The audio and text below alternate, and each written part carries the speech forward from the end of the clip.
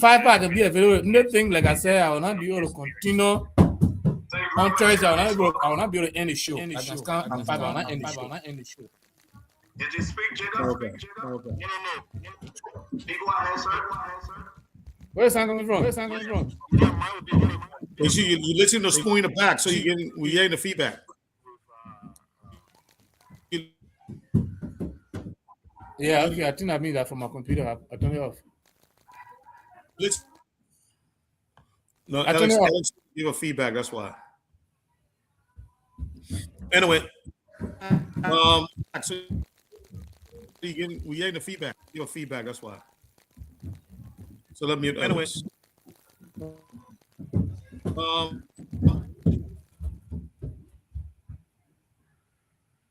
I think it's coming from Alex, eh? Yeah, it's coming from Alex. Yeah, he seemed to be frozen. Yeah, I don't know why I can't mute him. Yeah, it's coming from He seemed to be frozen. Yeah, I don't know why I can't mute him. Alex, can you hear us? Oh, he muted now. Okay. But yeah, but how's your day going, man? What's up? How's the deal with you? Alex, you unmute yourself again. How's the deal with you? Alex, please mute yourself again. We'll unmute you. Alex, you unmute yourself again.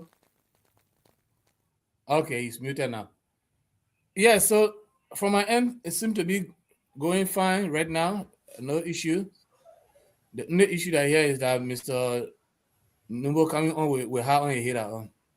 The man with the ego hot. Yeah. Yeah, but everything seems good from my end, Mr. Right. Thank you so much for asking. Okay, that sounds good. Mr. Numbo, how you doing today, sir? Oh, I'm very cold. But other than that, no, I'm doing fine. Yeah. So why you make us shame like this? Okay. Some kind of backup guy went to the Kennedy School from March 15 to March 20, and front page news for an environmental workshop. Going environmental expert. Okay. The same way I had traffic light at Freeport Junction, and that was news item. Okay. As if to say, we never used to have traffic light in the country before. Yeah. Let me try to get hold of Mr. Nippet, right? Because he called me. I mean, he was asking for the link at 5 o'clock. So, okay. Yeah, and I want to make sure he gets it because he was saying he's on a standby.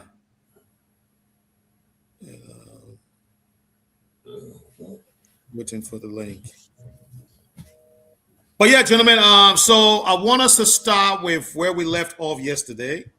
Okay, I think Mr. Nippet is busy on the line. So yesterday we dealt with the issue of the boulder, but how do you call it? Councilor Dave wanted us to look at the reason why, and Zazla, you had a good saying for that, why the legislature left town early, when in fact we had a border crisis. And whether we like it or not, the issue is still the dominant topic on around town. As a matter of fact, I was listening to one of the recordings today, and now Yeke Koluba has gotten himself into a real deep stuff. I think I posted a link. You did? Oh, was it you? Huh? Okay, there you go. It was you. You posted it. Okay, yeah. I was driving home. I saw it. And he denied it. He's denying it. So I mean, you posted it, so I'm gonna let you now. I'll come back to you so you can be able to give us an overview of that. I couldn't remember where I saw it. No, but this is it's short now. You almost done with it. He denied it and they replay it, and according to his explanation, before he asked the people to replay it, he said Joseph Boakai know when he went to Guinea, they told him that the land is for Guinea. But in the real statement he made on Spoon, it was not there. Boakai name was not mentioned. So I don't know why, and he is from Lofa. So why? Okay. So I also saw something, and I don't know whether they are related. Maybe you can tell me whether they're related, Mr. Nugo. No, other people from Lofa, I know they are related. No, I mean I saw another story. Okay. Where Yeke Koluba is being threatened with suspension. Is it related to that? Yeah, yes, it's related to it. I think that's another representative, maybe Sumo, who said, he should be, suspended or expelled from the house. And but the other one, I didn't see it. They said butt naked give warning to Guinea. I said he coming back into the water again. He is a reverend now. I know. Maybe a bishop. For me, if the story what Mr. Novo shares is what we're talking about, I'll be happy to talk about it. Yeah, no, I just wanted to do a quick one on that. Yeah. Yeah, because in my opinion, you see, Mr. Wright, this is one of the reasons Labrador is struggling. Missed priorities. We misplace our money, we misplace our energy, and that was struggling us. The information minister is not afraid to insult anybody. People who are paying him. I like that. Yeah, and we our anger is not directed to him, but because Yakakulwa is an opposition, so we're going after him. And sometimes this decision, Mr. Wright, I'm not saying it is wrong, but sometimes if you have a right thing to do and you do it selectively, then it becomes useless. Yeah. Why your anger should be selective? When there's an opposition, then you enforcing the law. But when it's somebody that is in the government, then you don't see it. Mm-hmm. Just a day ago, the information minister came on the platform and telling people said, "Those of you who are not doing anything, will get you going for you to go for." How information minister supposed to be speaking? That was one of the statements. You are so right, Zaza. How did the question is? Yes. And then they go again. Yes. Yeah, exactly. Exactly. But I think it's because Yeke carries a lot of responsibility, right? Yeke is a lawmaker. What were you? Yeke. Okay, gentlemen. You're on your show. They listen to other people. I don't know who I'm listening to. Now Zaza do that to us. Okay. Okay. So now let's do this. So anytime I turn my Bluetooth on, the sound yes, start coming out. I turn it off. Oh, okay, I got you. Yeah, sorry, I'll turn it off. No, that's good. So let's do this. Like I said, I want to also start, but we can also put it into the same thing now. The Yeke Koluba stuff and the story Councilor Day wanted us to talk about today, which is the adjournment of the legislature. I don't know. We're gonna break the on. So we're gonna break the go on. And they have Easter break. They'll be on the break until May, middle part of May. Wow. Okay. Yeah, they have two major breaks. I think this should be the agricultural break, something like that. They have two major breaks. The one they have it now, and the one they will have before Christmas, something like that. Okay. They have constituency break, and then they have agricultural break. I think this is an agricultural break, and but yeah, so this should be agricultural break, something like that. I'm not too sure. Somebody will have to correct me. Which one to go on in October? Okay, great. The one to go for in October is constituency. Oh, okay. Now, what is it? Going to report to that. What is it? Going to report to their constituency? Like there. How many days they work a week? 2 days, 2 days. right? 2 days. And then they work 6 months, a year. Yeah, so that 12 days. Like, yeah. No, that more than yes, 12 sorry. days. So they work 4 days. 4 days. Okay. 2 days and 6 months. I mean, No, so if it's 2 days a week, then it's 4 days a month. I mean, not 4 days, 8 days a month. 8 days a right? month. Yes. Okay, so 8 days a month times 6. Yeah. So for the 8. It's yeah, I think it should be for the 8. Yeah, you're right. So for the 8 days, in 6 months. So for the 8 times 2, they work 92 days in a year. 96. And these are people eating all our money. Can you imagine? Mr. Right, you are muted. Yeah, that's true. All right, yes, what I want us to do, guys. I want us to go to the line. Just take random calls. Okay. Just take random calls. For the next 10 minutes, 10, 12 minutes, and then we'll come back and continue with the show. Because right now it's about 10:21 in Liberia. So let's take calls, random calls as much as we can take. And then we'll come back when you spend the rest of the time, just deliberating. Before you open the line, Mr. Wright, I just want to apologize to us. I just want to let taping and people at least who will write it, so don't forget what the people say to us. We can do make some recommendations too. That's good. That's good. I'm for that. I'm for that. Yeah. I'm for that. I am for that. Hey, I got my phone right here, so I'll be doing my own. Take it away, Alex.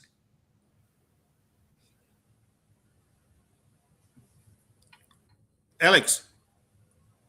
Okay. Alex, unmute yourself. Alex, look, he's not in the mood yet. He hasn't arrived in the studio yet.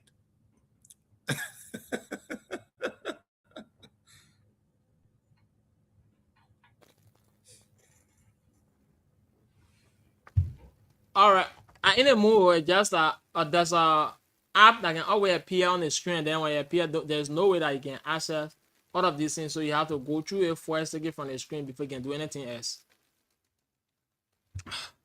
Okay, folks, that's it here on the program. I beg to differ the second segment here this wonderful evening. So if you're just joining us, we would like to welcome you here to Top 105.3, the program. I beg to differ. It is a first time.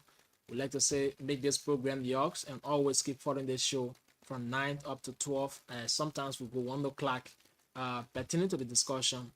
So we are here again this wonderful time. So we like to say keep low, but we like to go to the phone lines and hear from you first, and then we continue the show. So to put it through tonight, just call out on 0776 105 105 881 1435 04 0776 105 105 881 1435 04. The two numbers tonight that if you call us and you're going to be part of the show, I beg today for 0776 105 105 881 1435 04. And let's hear you here this wonderful evening. I will go on the line and pick up this person. Hello. Good evening, Alex. How you doing? I'm doing great. Thanks for asking. Your name, where do you join us from? Nathaniel Chesabu, calling from Portland, Baton District. Welcome to there. Okay. Thank you very much. I want to extend my greeting to the panelists. And I want this is the guy from yesterday, right? Alex? This is the guy from yesterday, right, Alex? Yeah. He did yesterday. Okay, that's good. He did yesterday. I want to tell. Is that why you need Buwo? Yeah, and Nathaniel Chesabu. Hello? Yeah, go ahead, Chief. Good. I really want to thank you for your informative FM. But there's something you are lacking. I really want to know why. Okay. With all these educative and scientists and most of the doctors, veterans, but yet still you are not giving out news. I just want you to briefly explain to me because you are giving more information and you are telling us some information are very educated, but yet still you cannot give news. Why? Thank you very much for having me. Thank you so much. Yeah, thank you. I'm going to respond to that, or we leave it. I didn't understand why you said we cannot do what? We cannot do what? No. Well, from last year up to present, for last year we used to give news, and then we stopped the new aspect for now, due to some technical reason here at the station, which of course we are still making our way through to solve all of these problems. So there have been a lot of concerns from most of our audience why they say that we stop giving news. So we're begging you to have a challenge, and we're going to solve that. Maybe by April, yeah, we'll resume the news here at Top 105.3. So thank you for your concern. Yeah, 0776 105 105 881 14 3504. 0776 105 105 881 14 3504. And you're going to be live here on Top 105.3. Let's hear you on the second segment of the program. I beg to differ. 0776 105 105 881 14 3504. The number supported through here. And you're going to be live there tonight on Top 105.3. The program I beg to differ. So we pick up 2 or 3 calls, then we'll go back to the panelists so we can start the ball rolling here.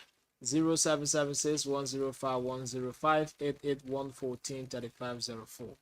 0776 105 105 881 14 3504. At number supported through, and you're going to be live tonight on Top Radio. Let's hear you quickly from the phone line. Yeah. Top FM 105, 3 we on the air. Leader shout, Sheku Koroma. From ready, hit the play. All right, if there's no call, then we have to go back to the panelists and skip the show here. Yeah, so just keep listening. We're going to open the phone line for the second time right here this wonderful evening. So those of you, okay, that put in this person. Hello. Yeah, Mr. Uru, thank you again. Mr. Bowes, always on the line. Yeah, the question mainly go to our panelists. Okay. I really love their show. I really love Mr. Noble, the way you can ask questions and the way you explain things, and also Veteran Smith and Mr. Otero.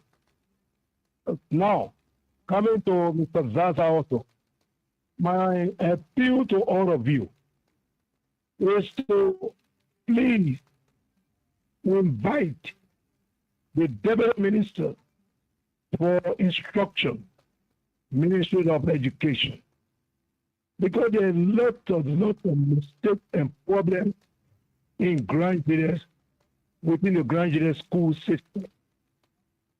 There are many schools here without teachers, and the CEO and the DO, they are not doing anything about it. And no government official from the Ministry of Education to come and do some spot check or even surprise visit. And our children, they are not learning anything.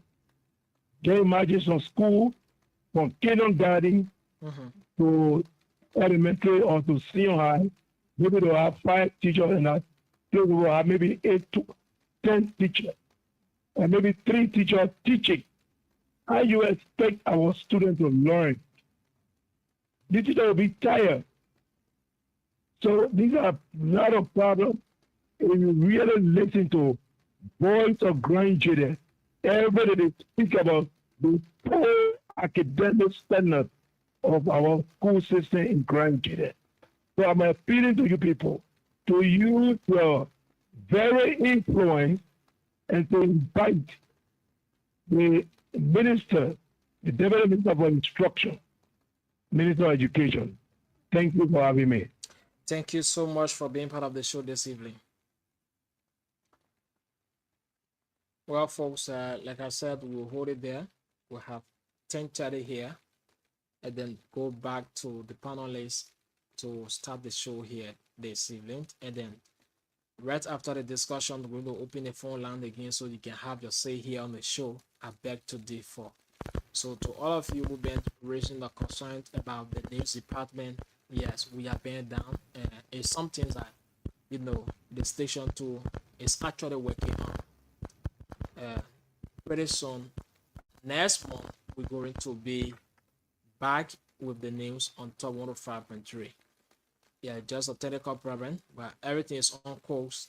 By April, everything will be all right here, and then we'll resume the news section on top 105.3. Both the evening and the morning are going to be here. So thank you, and we'll leave it at this. Go back to the panel. Mr. Wright, it's up to you guys.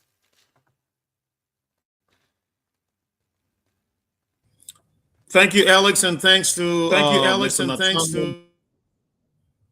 Mr. Nathaniel Bowo for being part of the first caller segment here. Mr. Nuba, did you hear Mr. Bowo? Mr. Nathaniel Bowo?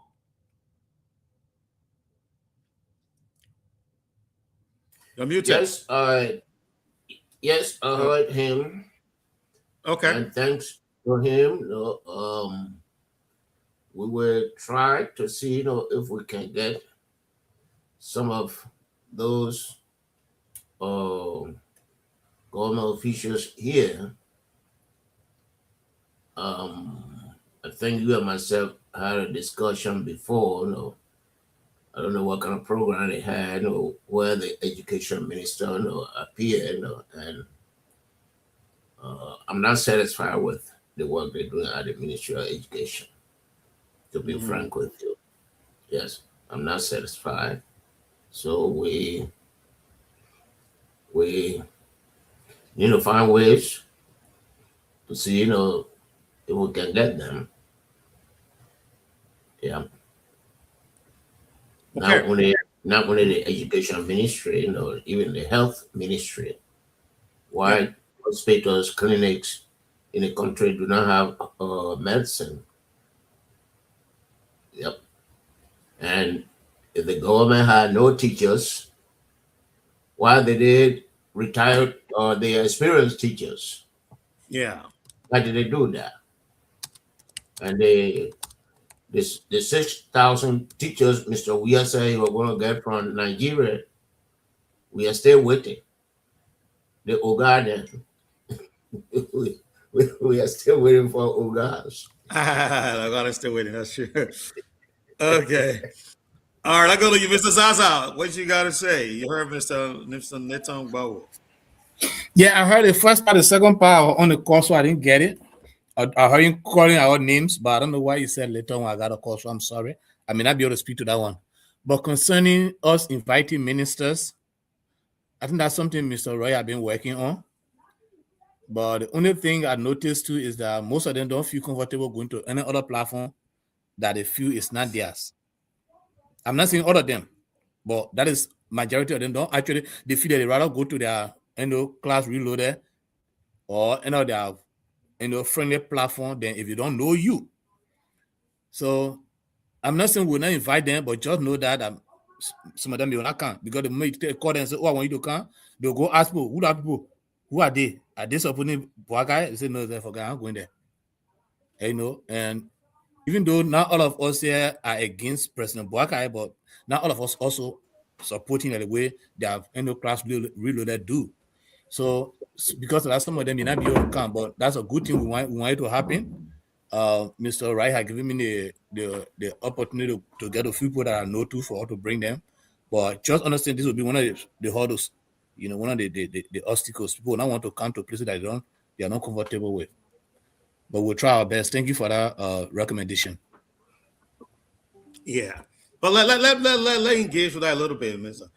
Zaza. Why do you think to do that? Is it because of the unknown, that the guys don't know me and they may trap me, you know what I mean? Or is it people just flat out don't want to talk about what they do? Because myself, I'm gonna say this: if he's watching or if you ever watched this show later, that's fine. My own big brother, I called the man. I said, my man, we're starting this show. They said, you got to start from your house and then you go out. I'm coming to you. You in government, you hold position. Can I host you on the program? They may say, what are you talking about on the program? I said, nothing, just general issue, but saying you coming on as a guest, you can come and talk about what you do. Talk about your successes, your challenges. Do some forecasting. What the future going to look like? He said, okay, yeah, that's a good idea. That's a good idea. But let me get back to you. And you never get back to you. Oh! Mr. Ryan, we just share the phone. They may get to you tomorrow. Yes. So somebody say, I'll get to you tomorrow. And then they say tomorrow. The king say, what is it? He said, but since you're my power, but you now see tomorrow. So the girl get to you tomorrow, Mr. Right? Tomorrow and So never I'll say this and say what you say is absolutely. It's challenging, you know what I mean? Look at what happened.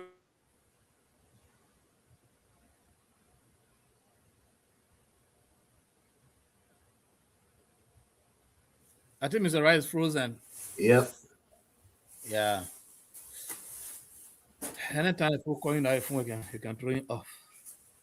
Yeah, but like what Mr. Wright was saying is actually the issue. You invite somebody, and once they're not used to that particular platform, they haven't come here before, they will not just come. Yeah. I talked to I know when Brandon you the Again? yellow machine man. I called him, Brandon Samuka, yeah. and he said, all he had to explain, he explained it on phone, and he was advised to hire a PR man, a PR person. Yeah, but you know what? So- Again, no spoon out of the questions people asking is embarrassing.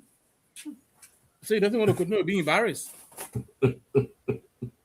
Yeah, questions were asked that were embarrassing. No, I didn't watch it. Mm-hmm. Yeah, I know. So that's the problem. Sorry, Mr. Nubu, go ahead. I'm sorry. I did not listen to him on phone. I was able to bring my district representative here, Williams. Well, yeah, William is a good guy. I think he should be able to come. William's a good guy. No. He has already appeared here. Oh no, I missed it. Oh. Yeah, you missed it. Yeah, He man. here, and we. The host is back. Archie has been trying to get him back, but he is not responding. I think it'll be good for Archie to bring him back now because of the so-called impeachment Can you trying to hear me? pull this for Yeke. Yeah, come on, we're hearing you. Can you hear us? Can you hear us?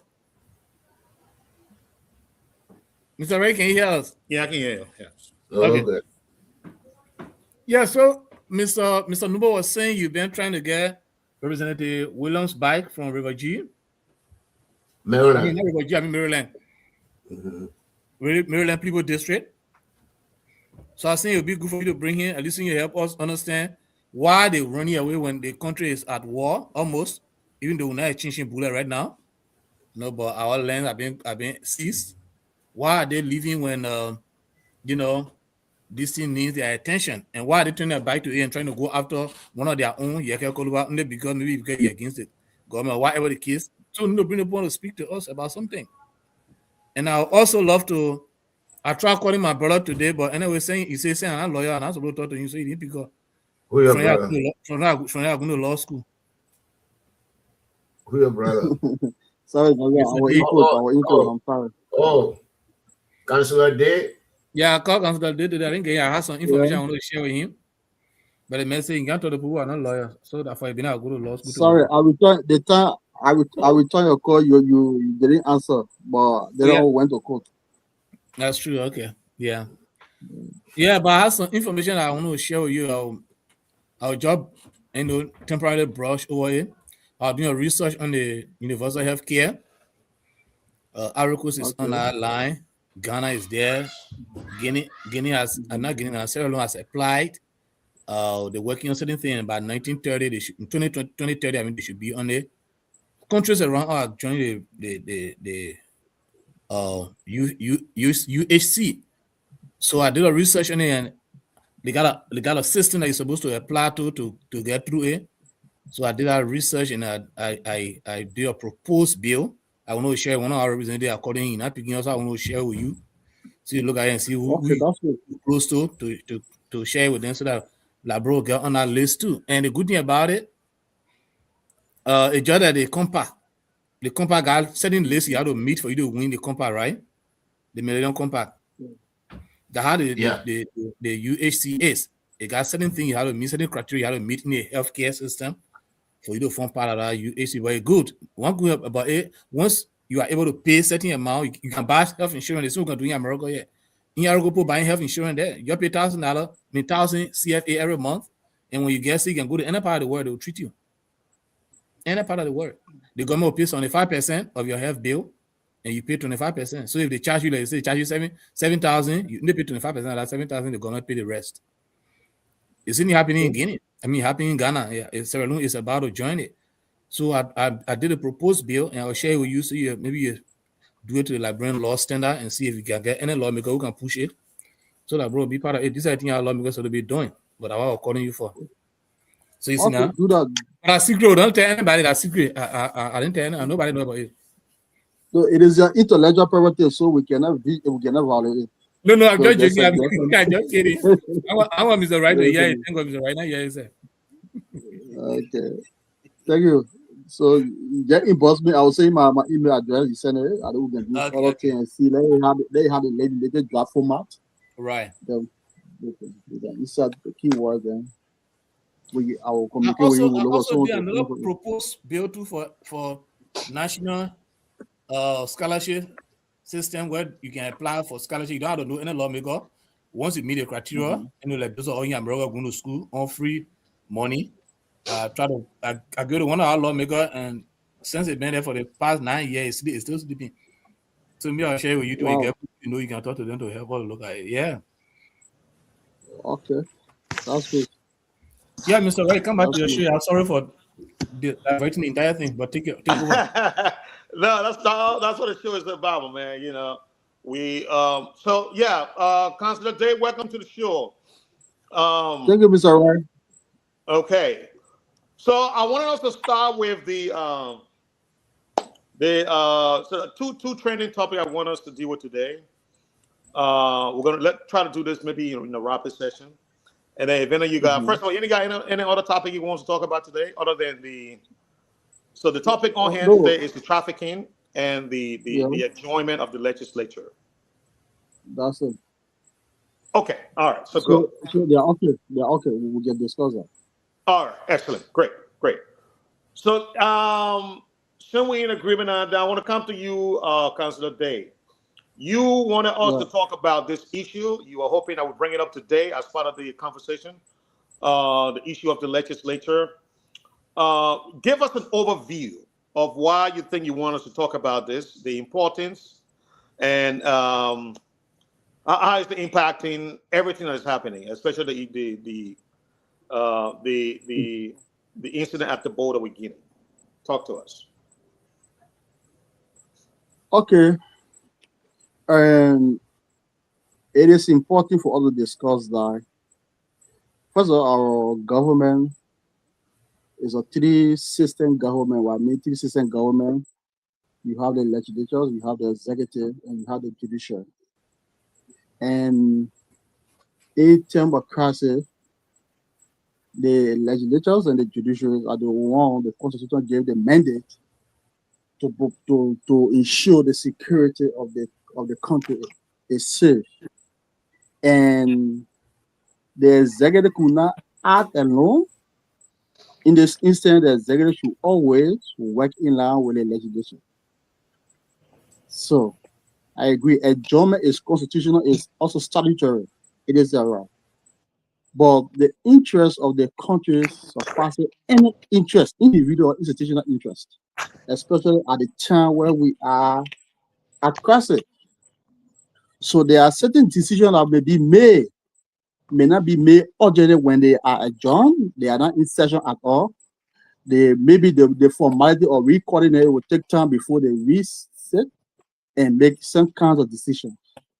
So there's a time they should have been with the executive to work in line with the executive, because when you do constitutional law, you know that at certain point in time the legislatures have executive decision-making power.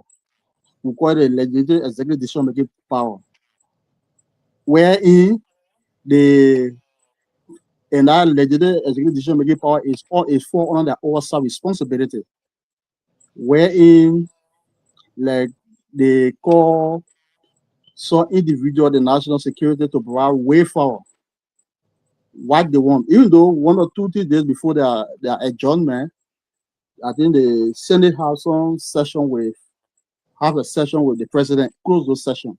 That is also important. But when you look at Article 34, for the executive to act, Article 34 must take effect. Even when you talk about allotment, Article 34 must take effect. When you talk about making war, Article 34 must take effect. If the president wants to declare state of emergency, within certain period of time, maybe 7 days, whatever, before the legislature sits, they have to take some kind of action.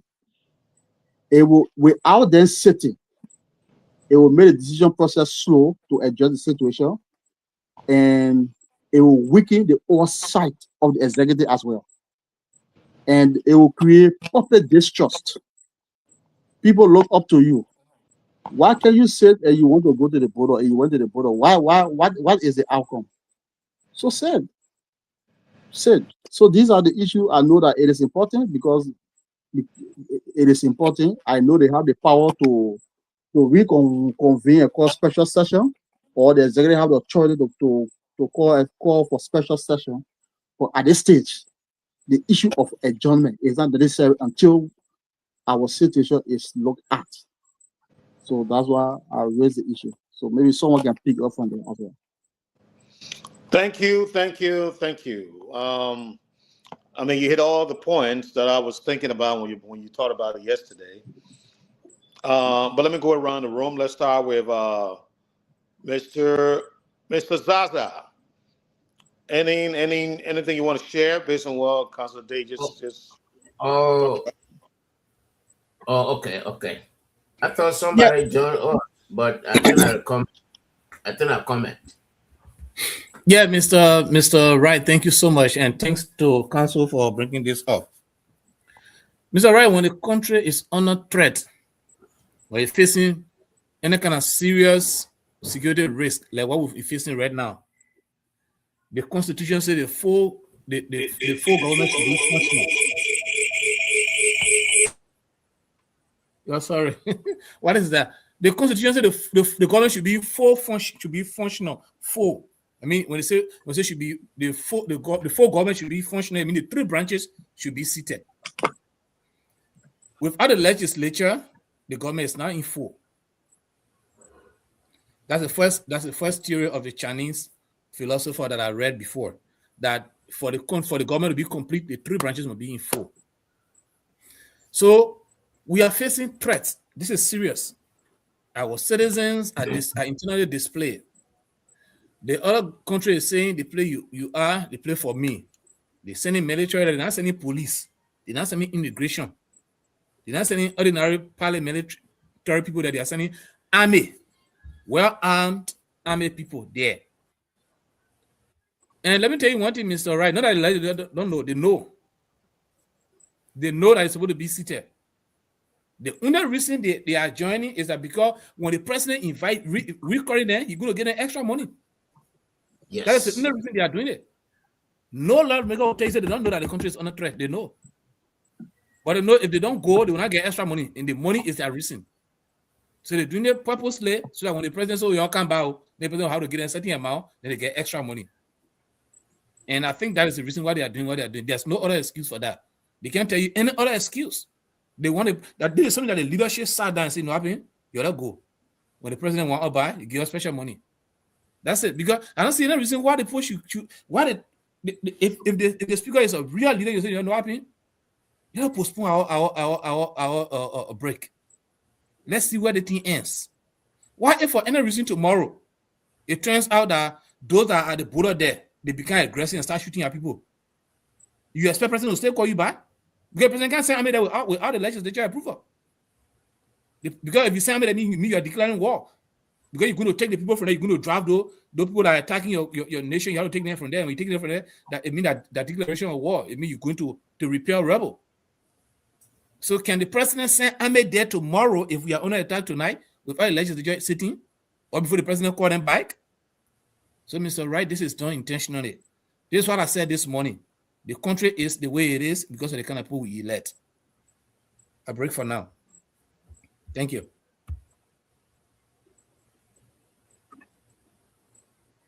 I think you are muted, boss.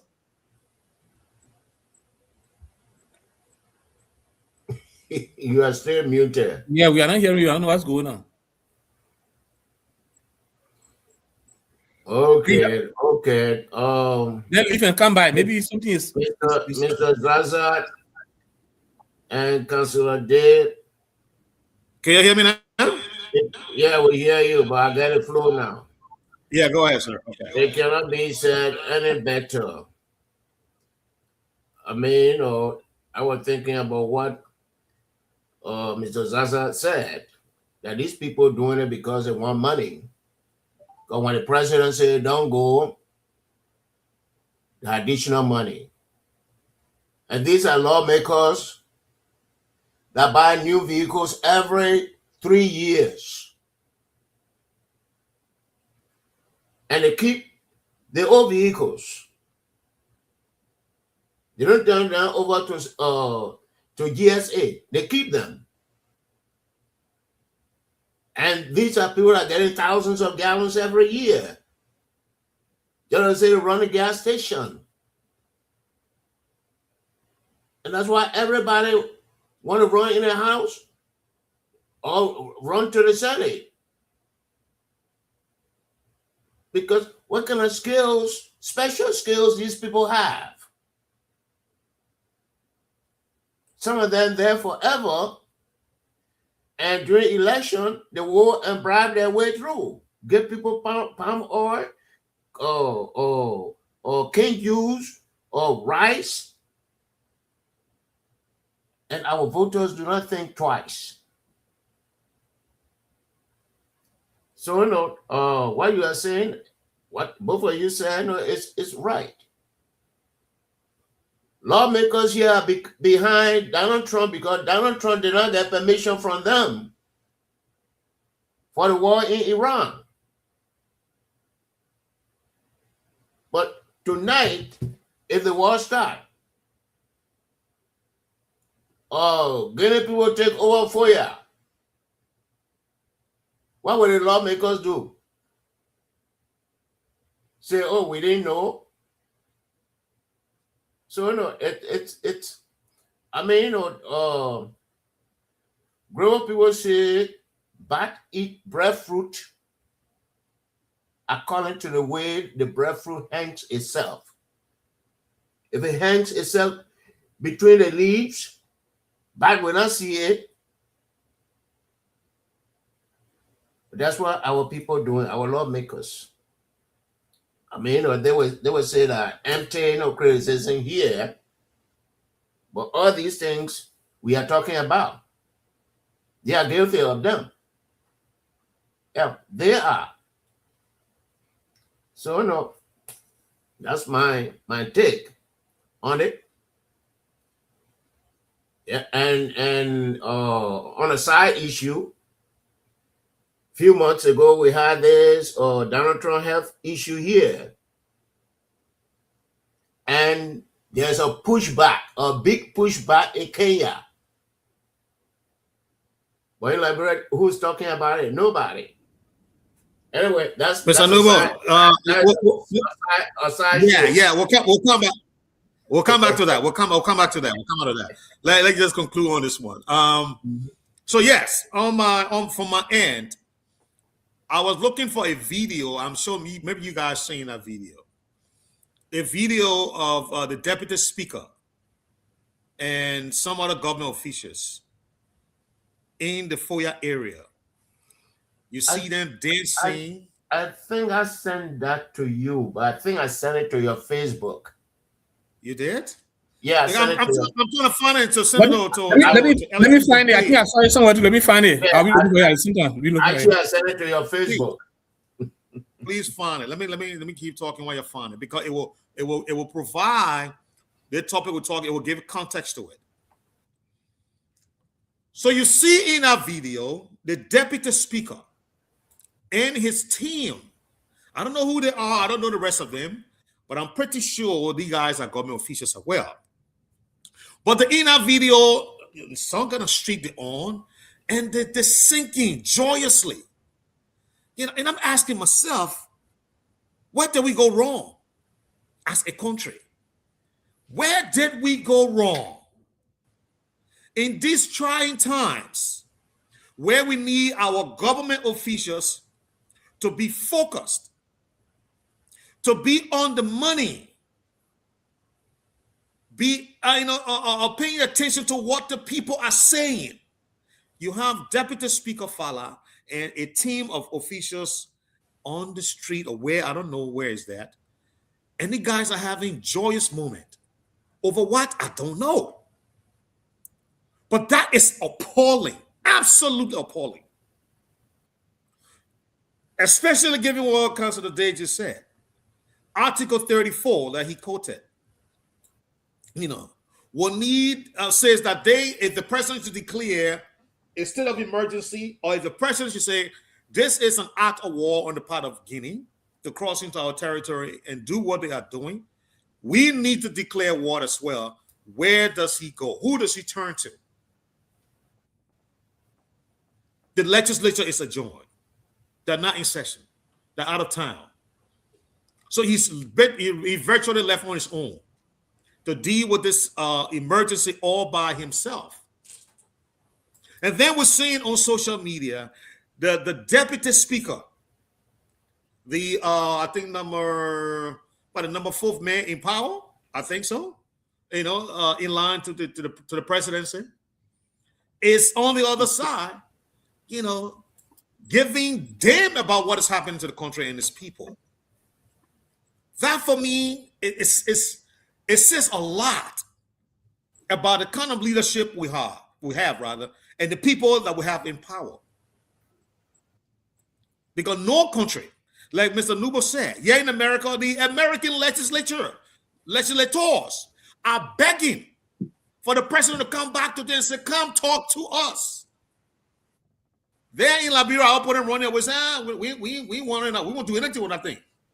We don't want to have anything to do with it. Y'all go, y'all take it, y'all wrong way. We won't do nothing with it. Even though we got another army coming into our territory, crossing the border, coming into our territory, seizing our territory, violating our sovereignty. We don't have nothing to do with it, President. Mr. President, it's all on you now. You go ahead and deal with it. You want to go talk to Macron? Go talk to Macron. You and Macron go talk that thing. We don't care about what you and Macron going to say. We don't want to be part of that conversation with you and Macron. You and Macron go talk. As a matter of fact, you were supposed to come to us and ask us and sit down with us. We don't want you to even do it. Say, this is not part of us. Take it, go. That is the kind of leadership we have. Who are these people, my people? If they are not who we think they are, so then who they are? Who are they? Who are these people? That Liberian people are paying. Him solely too. Paying all the big money. Who are these people, my people? Who are they? Are these people Liberians for real? Are they? It's a time that we should question the nationalities. Who are these people? This is mind-blowing. This is mind-blowing, my people. Absolutely mind-blowing. And nobody in Liberia should accept this. Party line or whatever. We should not accept this. Do not normalize it's in the chat room, this sir. kind of inefficiency. It's in the chat room. All right, Alex, which chat room? It's in the back Which to one? default. I put in the Back to back to differ? default. Yeah, even in your personal chat room as well. Okay, Alex, go. All right, good. Alex, we pick it up and play it for the big, because we need to see these guys there and see what they are doing to the Liberian people. We need to flag this. This is not normal. It's not normal at all. This is not normal. We should not normalize the kind of inefficiency. They kind of do for nothing people. We should not normalize them. Yes, we shouldn't normalize this. It's unacceptable. Unacceptable today, unacceptable tomorrow. And these are people that now, if anything happens tomorrow, we have a president who is 80-some years old. You know, anything can happen. You know, we wish him long life. You know, but he's at the end of his rule. He's 80-some years old. And then the people who are supposed to take your government seriously are the ones that the Liberians are playing Yakawe. The deputy speaker who is supposed to be at the Capitol, calling the people, sitting with the president, showing leadership to the Liberian people. Hey man, somebody calling Mr. Wright again. While we wait for Mr. Wright to return, I think this information that is displayed in the channel is important. She could just place some information in the channel. I think that information is important where Mr. Sibo. Is it Dixon Sibo? But just Representative Sibo, I don't know what are Dixon Sibo. So he requested that his friends, he requested from his friend that they should, they should delay their adjourn their legislative break. That Dixon Sibo, he stated that on the 17th of March, at their deal necessary to bring that in a chat room. So I have placed it there one time. Yeah, let me say right. I hope Mr. Right. Yeah, let me say right. I hope Mr. Right. It's important. Sorry. He requested first that they should extend at least their research so they can look after that Bola issue. But then he could never pay attention to that. So I had decided to share with you guys so that you can have it too. And so that's what I was saying, Alex. I said the people know about this thing, but they intentionally delay because they want to get money. The president have to invite them. If the president bringing them by, he had to pay extra money. That's why they did it. Not that they didn't know. They know. So it's so good to say you brought that information. Or say even their colleague had asked them, has petitioned them to stay, and they still go because they wanted the president to tell them say, "You stay." And the president, he wants to spend money on them. He wants to spend money on different things, so he let them to go. And these people will vote for tomorrow. We call them good lawmakers. We got good senator, good representative, but they can't do good thing for us. So, Mr. Wright, sorry, you are going on. You draw. That's why I just took on. You can continue your statement. No, that's cool, my man, because my connection today is very terrible. No joke. But yeah, so there you go. Let the video. Let's watch the video. Play the video, Alex, please.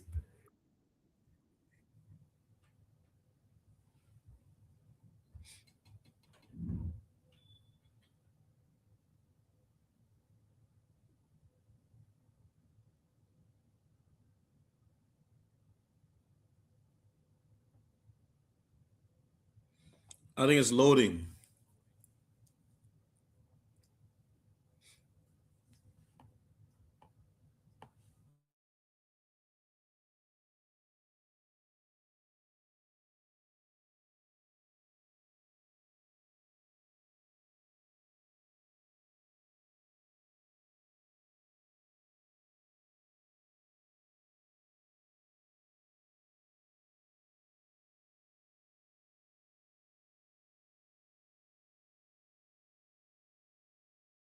My friend, if you're friend, then oh, we are together. It's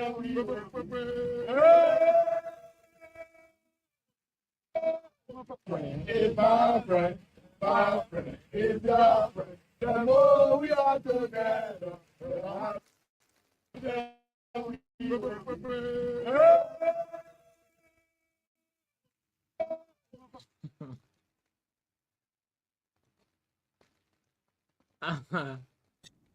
All right, Alex, thank you. Thank you so much.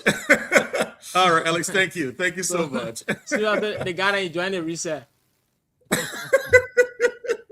They want to enjoy the recess, don't you? They want to enjoy the recess, don't you? What? But yeah, I mean, everything. But yeah, I mean, everything. Alex, please mute. Everything in that video. Everything in that video. Put the current topic in context. You know. Again, like I said, you know, what you said earlier, when the president needs a call, I mean, when would the deputy speaker say, you know what I mean?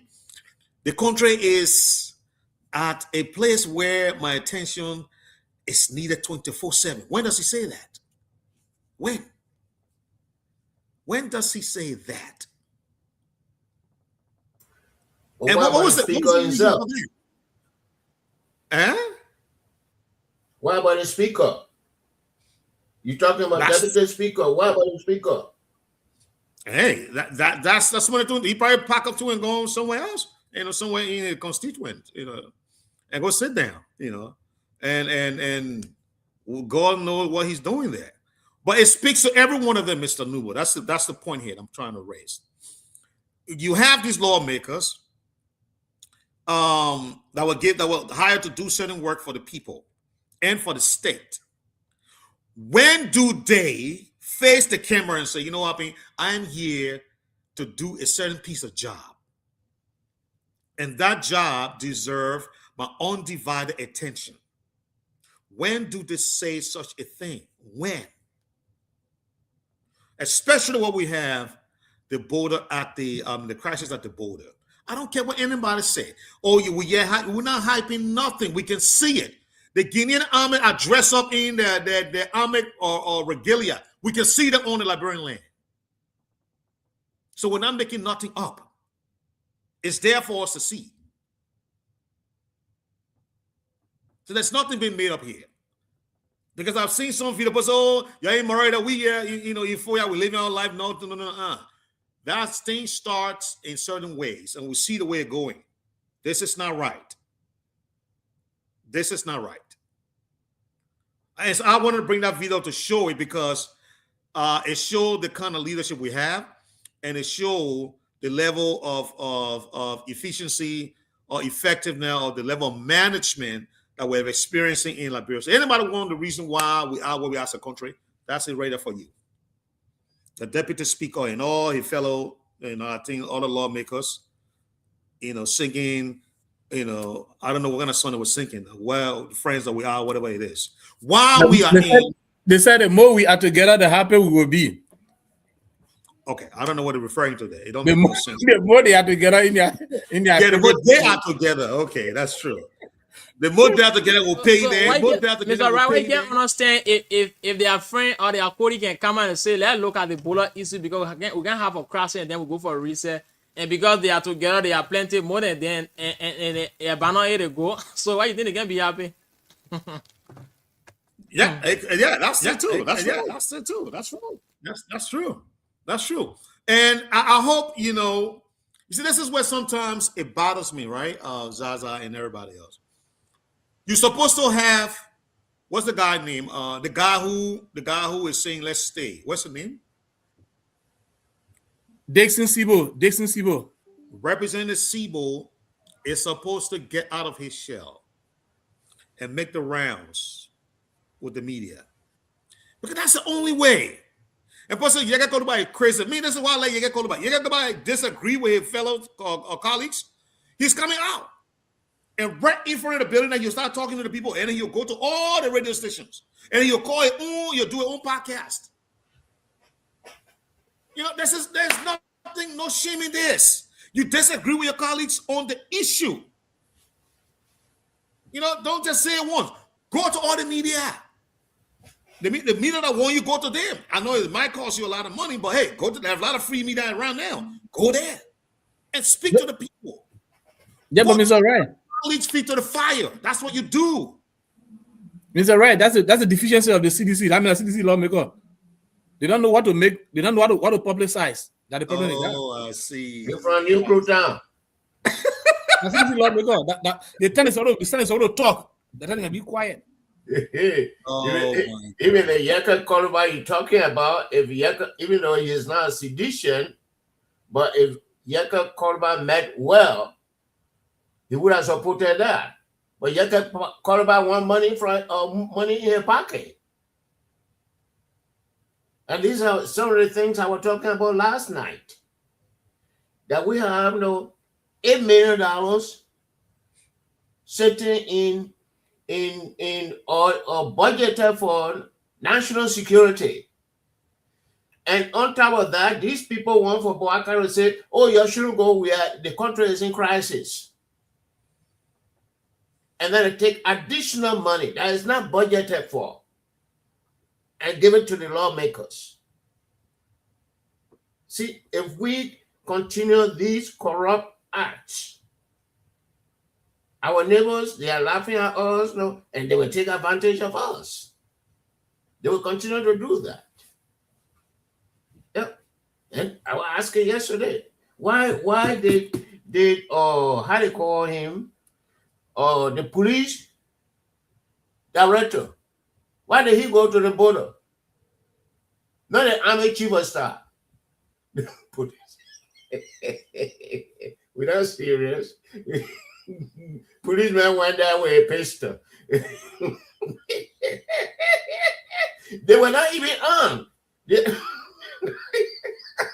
Mr. No, they even reach the border. They start to the custom depot. They start with the custom depot. Because they got a custom depot before they got a border itself. Somebody armed with AK-47, you going to the border with knife? That's how we behave with the Liberians. Mr. Ray, you are muted. Actually, you are muted. Yeah, I saw somebody here. So we got Mr. Nipio, so we coming in. He's in the back. I saw some of the Guinean videos, and these guys are not messing around. They're taking it serious, and Liberian this is a joke. This is not joke. These Liberian, the Guinean guys, they are prepared. They are prepared. They are prepared to do what they need to do. They have their orders, and they are prepared to execute. This thing that Liberian people looking at, oh yeah, it's okay, I know Mr. Debe come here, so no, man, we should eat, but let not play. When you went, Archie, last night we're talking about diplomacy. Oh, Mano River Union, ECOWAS, AU, United Nations. We're talking about that. And then the Liberian government going to Macron. You say Macron should go and beg the Guinean leader, or I think that's what they're trying to do. It doesn't make any sense to me. I mean, we have all these international organizations, and then we're going to Macron. Oh, Macron. Mr. Number, you're not careful. The information minister will get you gone. Oh, yeah, he gave me gone. That's my man now.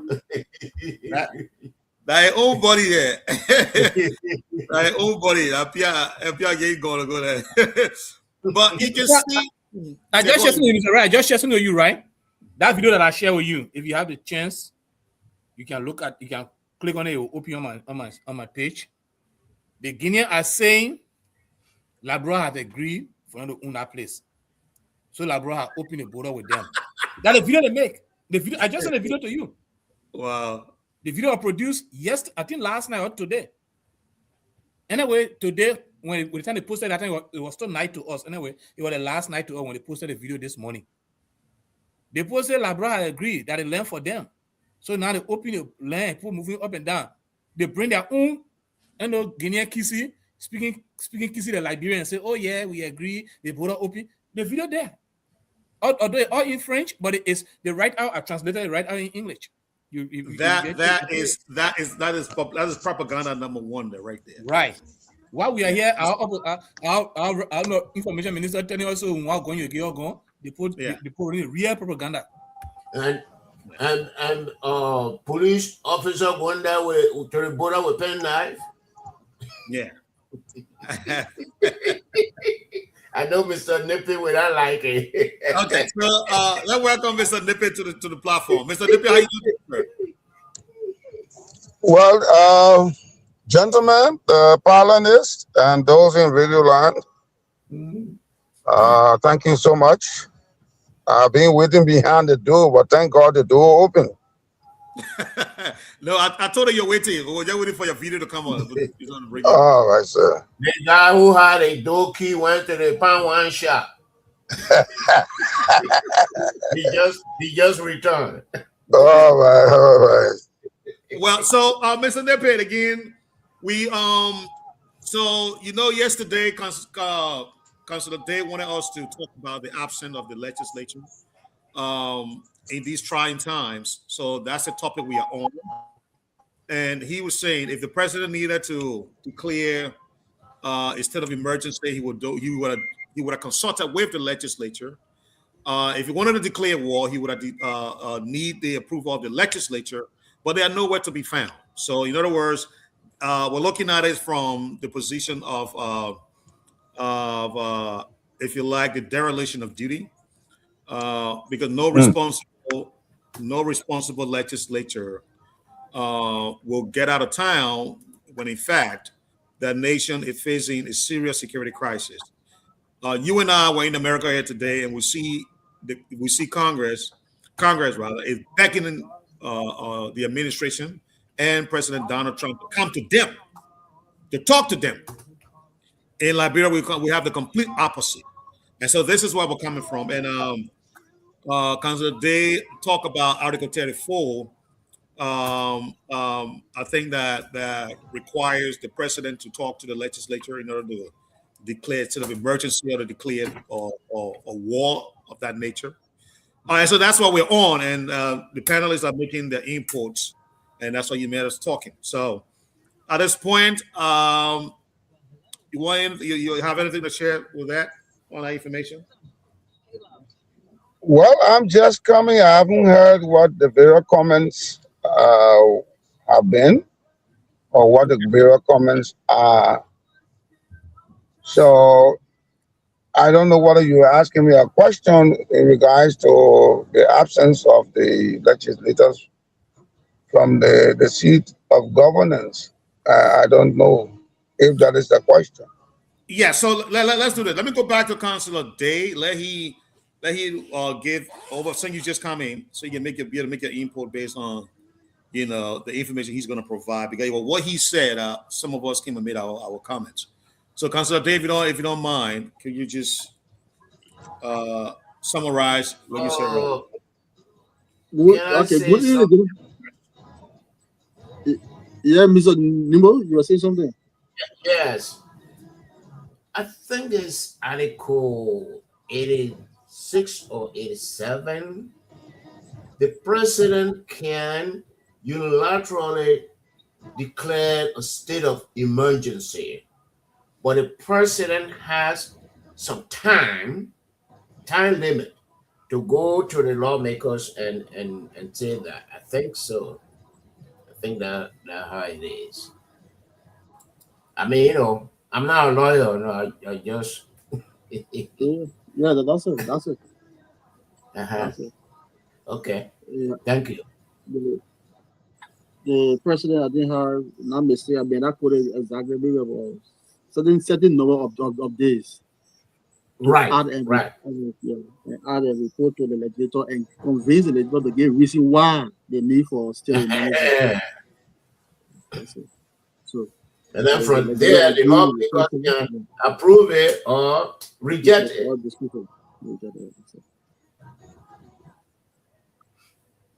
All right. Let me bring Honorable Nepe to speak. Honorable, Yes, we are sir. discussing about the adjournment of the legislature in the wake of national security threat. And we say, in the interest of patriotism,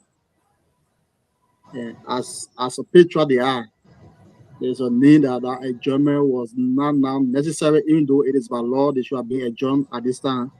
But in the interest of the state, they should have postponed the adjournment until maybe the crisis that we are facing now, either there's some wave out from our side before they could adjourn. And a philosopher says that patriotism is not the lack of, it's not about the speeches that we made, it's not about our, it is all about our presence, it's all about responsibility, and the is a need of the audiences that is involved, like as is in this case. So we say the legislators, the three branches of government have to work and coordinate. And at this stage, primarily the executive and the legislature is that the primary responsibility to ensure that the security of the state is safe. And in making some policy decision, the executive may have some executive power to enforce it, but it will not be substantive without the input of the legislators. Like Mr. Nepe was explaining earlier on about the Gulf crisis. The Congress is demanding the president to convince them, appear before them, why is the need for the Gulf War. And they are still demanding the president on that. So our issue is, yes, you're about law, statutory and constitutionally, you have to go for research and visit your constituency, but now we are in a serious crisis that we need your input. And Article 34, there are decisions that the executive will make is the constitution get Article 34, the legislature to agree with some of the provisions on Article 34. Like for instance, we have civil security vacuum. What the legislature will do, so what the executive did for me, they have to take it to the legislator to maybe pass upon it whatsoever, then it will be worked out. And they are leaving also create some kind of public distrust because they say they may feel abandoned and they believe that their leader disconnected from the real issue that they are being faced with, the real threat. So these are some of the issues that we face with. And they also get regional parliaments. Like you got the Elka Parliament, you got the Malawi, parliaments. They can still sit and seek help from these individuals or communicate with their Kokori from the Elka Parliament. And that is why it's happening. The GEDEH have representation there. And these message may send a signal to that government and there'll be some intervention. But living is a some kinds of means that the spirit of patriotism is not there. That's why they are singing the song that the more we are together, the happier we will be. When they say they are not also happy when they are in displaced camps in other places, they're not in their home. So these are the issues we're trying to raise. So maybe you can come more upon, maybe give your expert opinion on that. Well, thank you so much. Thank you so much. You have stated what the article says. It is true that the first branch of the government has enormous responsibility when it comes to strengthening the president's hand. Now that when they meet in Congress or meet at the Capitol, whatever bills come from the president, you see the state of emergency, for instance, they are the ones that will tweak it a little more, make it stronger, then they go to the Senate and the concurrence therefrom come back to the legislators. Agreed. At the same time, you have this issue about going to their farm on recess. I am sure they must have hung heads. And also sure they have seen the need that the president will not come now to act for a state of emergency. And by the same token, if it was necessary for the president to come to ask them for that authority, they can call them to emergency section and they will come. So I do not want to say it is a form of abandonment. I do not want to ascribe abandonment to that, because I think that these people are honorable men, and they will not just abandon the seat of their offices and then go on a break. There was some form of communication that I think that took place between themselves and the office of the executive, for which that common understanding created the opportunity for them to be on recess. Nevertheless, what I decried is one of the legislators who is on all the different radio. I think I listened to him. I think it's Spoon Talk or OKFM, where he claims that the land is for Guinea. Well, sometimes when I'm discussing issues, I like to stick to the issues as we were trained. Because, I'm a former diplomat. So when I'm talking to certain critical issues, I like to divulge personalities and then speak to the issue. The issue is about the utterances. The utterances made where this show a high sense of being disingenuous. It is bordered on disloyalty, not understanding where he sits. Such conduct for me undermines the Constitution. I don't know whether he's conspiring with other people across the Liberian border in Guinea to come up with all such utterances. And I think it is fair urgency of the now that such a person could be called to book. Because I think it's a form of conspiracy. The lawyer in the studio, Councillor Dave, might wish to speak on that, and maybe you say his action is reasonable. Because you cannot be a sitting lawmaker and then you go against your country in such a way. My comment today was that he does not understand, he's not educated, and because he's not educated and does not read, so he comes on and just spew gasoline muff out there to undermine the effectiveness of the negotiation on our way. I think it is bad.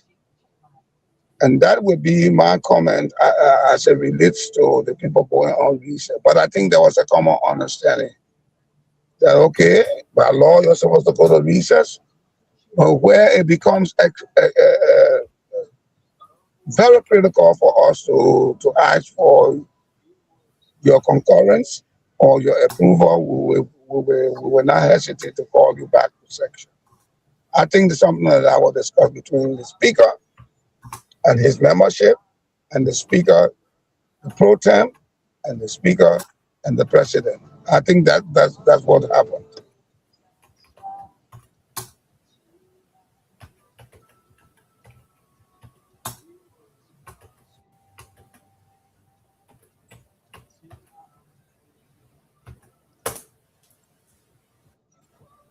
Are they muted?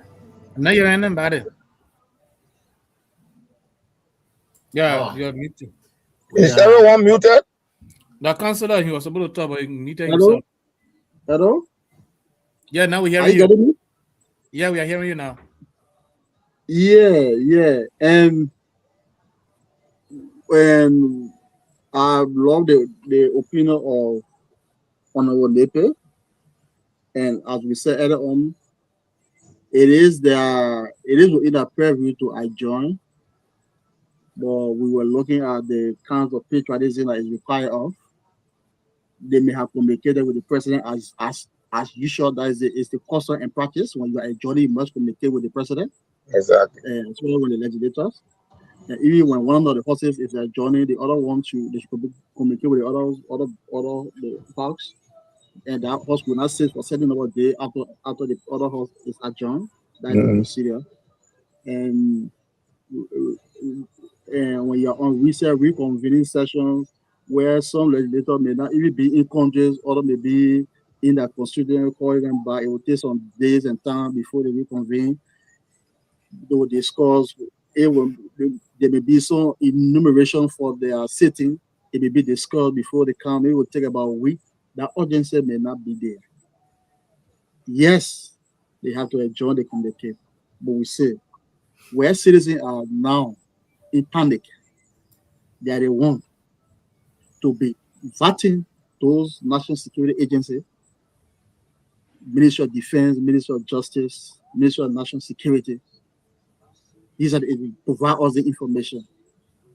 Well, you have a closed door session with the president, which is a security information that may not be disclosed, and you just adjourn.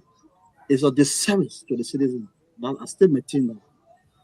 And a good patron, and one who prefer to himself or to themselves as honorable, will do the honorable thing.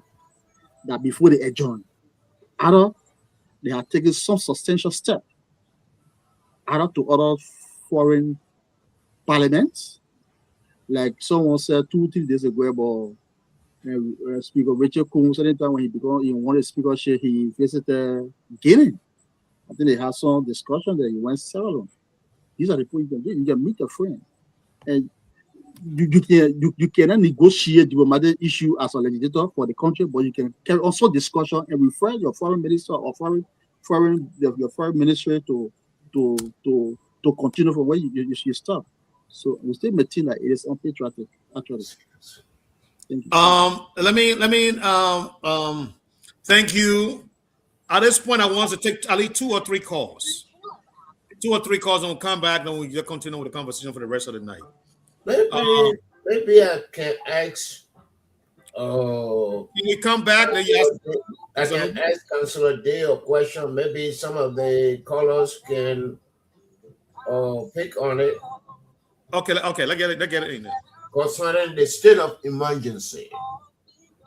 If the president declares a state of emergency, the president of Liberia,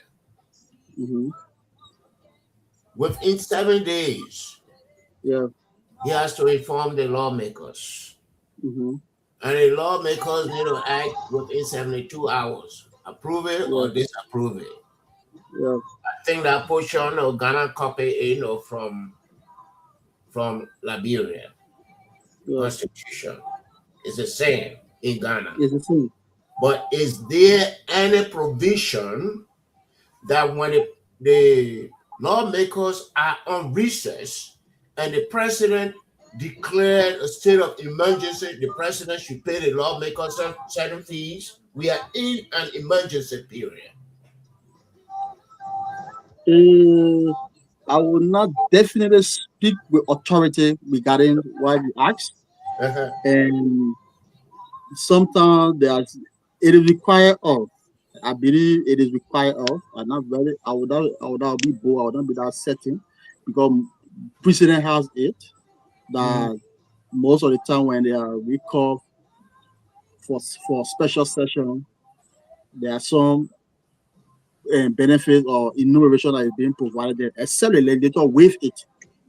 So I believe it's statutory aspect. Before sitting for special session, they should be giving some enumeration for that, except the waive it. I remember the last time I think the legislator waived that. If they record themselves, then emergency situation, they have to bring themselves in to find out why the president declared a state of emergency. So anytime Ebola time is any declared state of emergency, I think it took 1 month before any informed the lawmakers. That's it. So it's a little bit different though.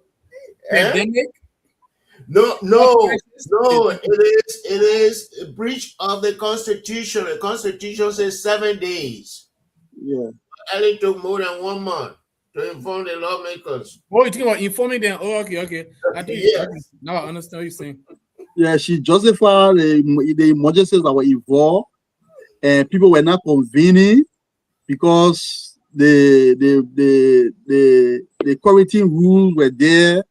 All this one, so it stalled the process at the time. You know, I think the honorable at the time he was in government. He was speaking to that as well. So. No, that time I was not in Liberia.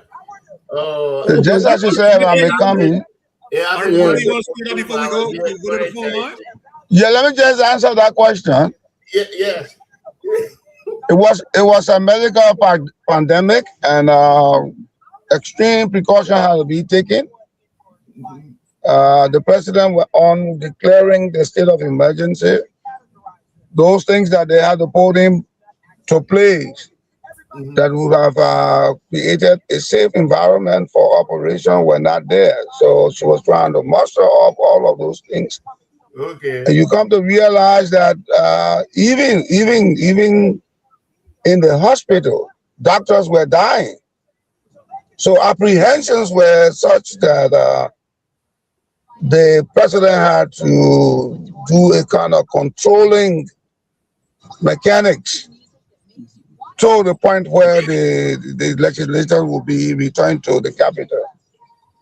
So I can just nip that right away on this particular issue, where articles the 7 days rather, when the president sees it necessary, absolutely necessary, and wishes to declare a state of emergency, you will realize that the legislators will dispense of that fee, because it is not an ordinary return to the capital.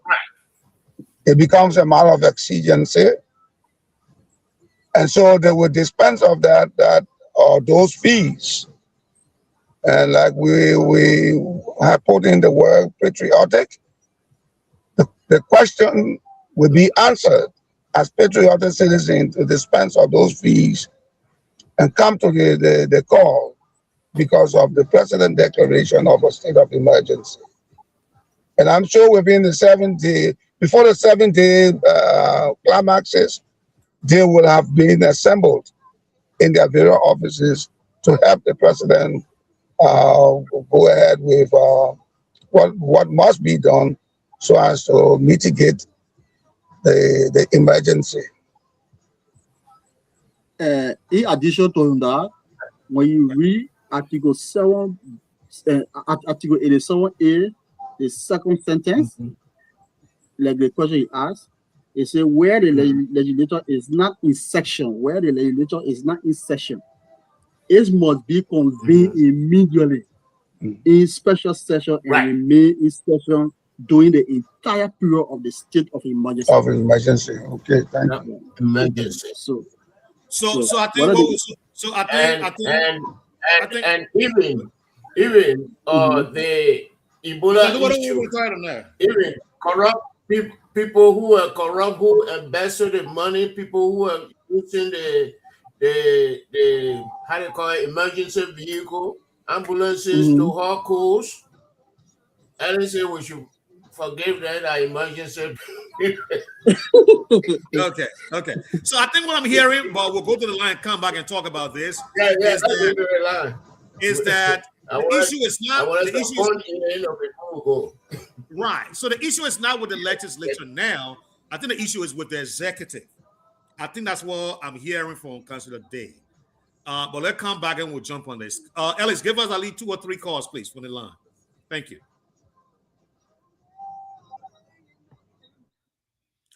We're going to mute everybody, please. I beg to the farmer people, oh. If you're not correct, we go talk and so. From 9 o'clock to 12 midnight, we sitting here, we ready to fight. Yes, indeed. That's it. This wonderful time here on top 105.3. If it's not correct, we're going to talk about it right here on the program that back today for. So, folks, it's about time that we pick up calls here this wonderful evening. 0776 105 105 881 14 3504. Well, let's get in with a cattle quick. The retired captain, welcome to the show. Yes, sir. Thank you. Good evening to you, Mr. Woodward, and even to all of our professors in class and some of our classmates around the world. Thank you. In regard to this topic, I think they have said it all. All of them are saying the same thing, and exactly that's just what we have been saying time with our number since the inception of the incident.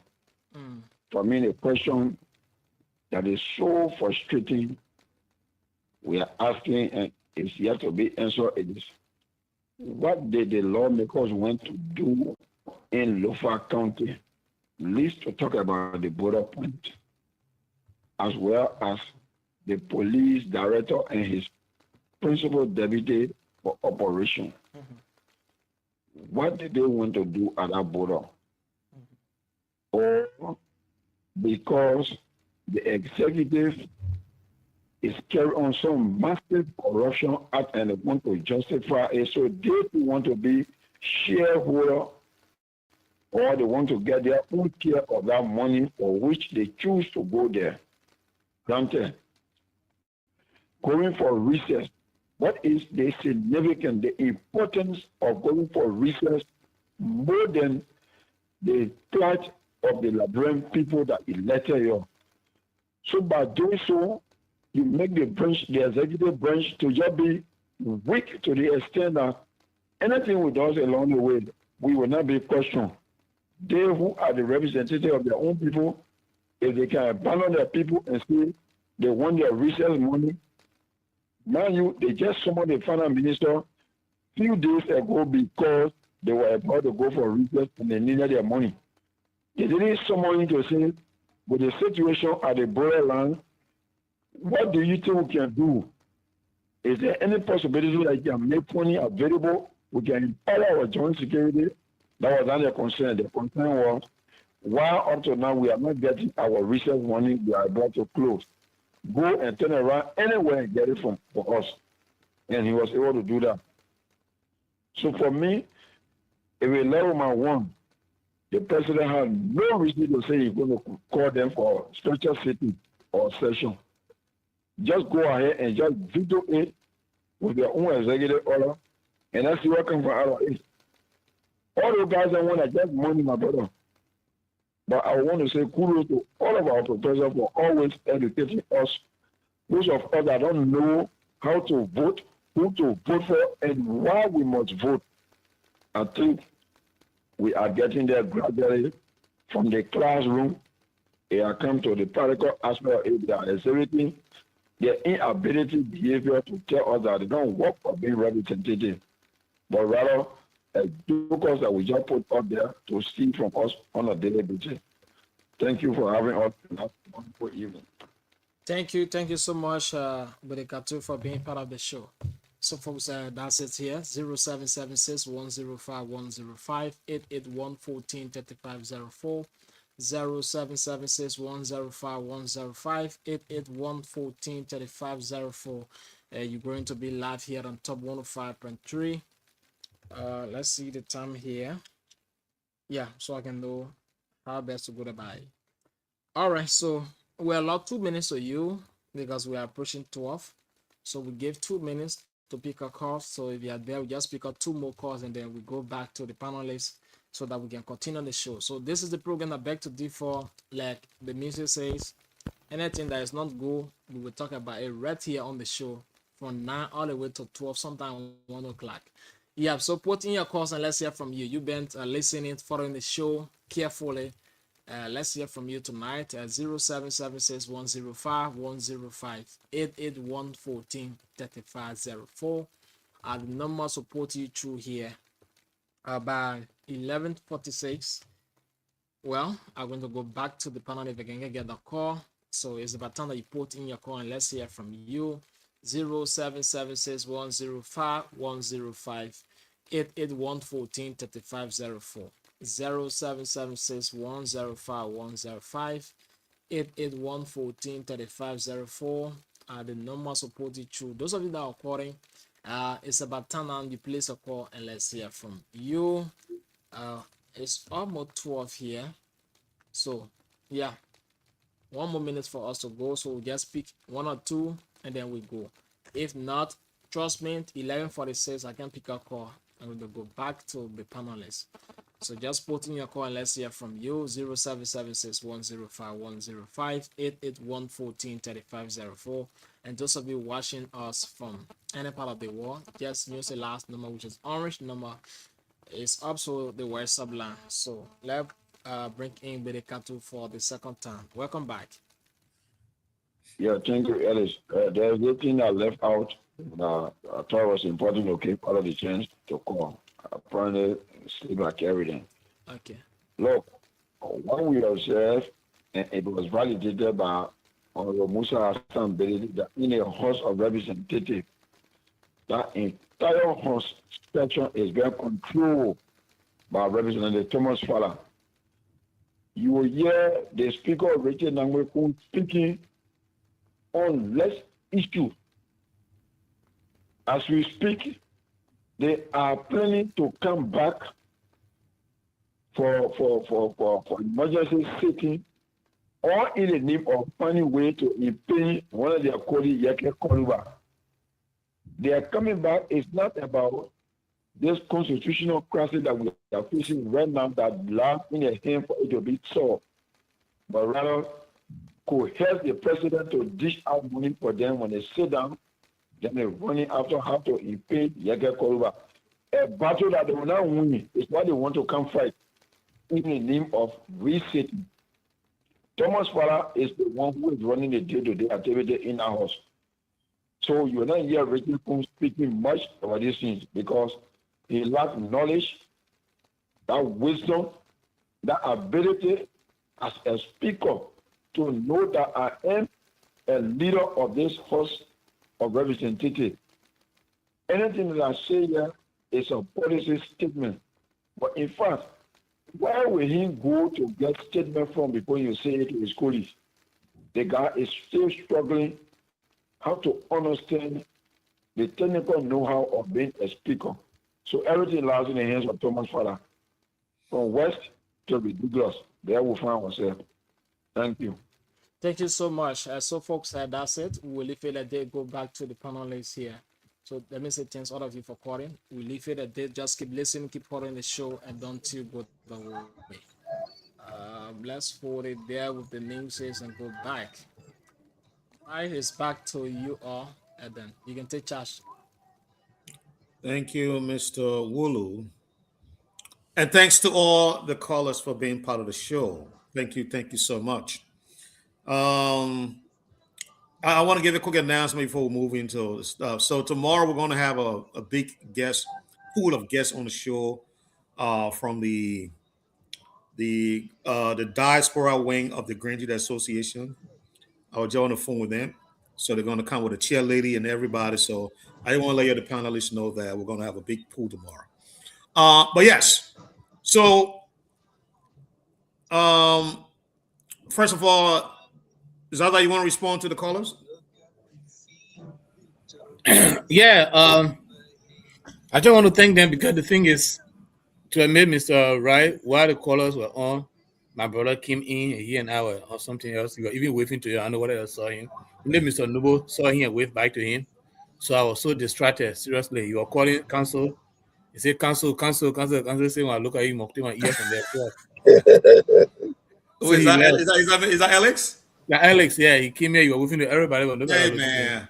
Yeah, so he and I were talking. So I really got distracted. So okay, that's fine. Yeah, so I'm sorry. That's cool. Let's go to you, Council. You want to respond to the callers? What you heard? Yeah, the callers, they are all raising similar concern that we are raising. Even to themselves, one of them were asking why the legislator went to do it in the hot zone, all the aspect, and then also there's a need to question that the other Kokoro was so concerned about them reprimanding Yeke Kokoro for his statement. Yeah. And that is right.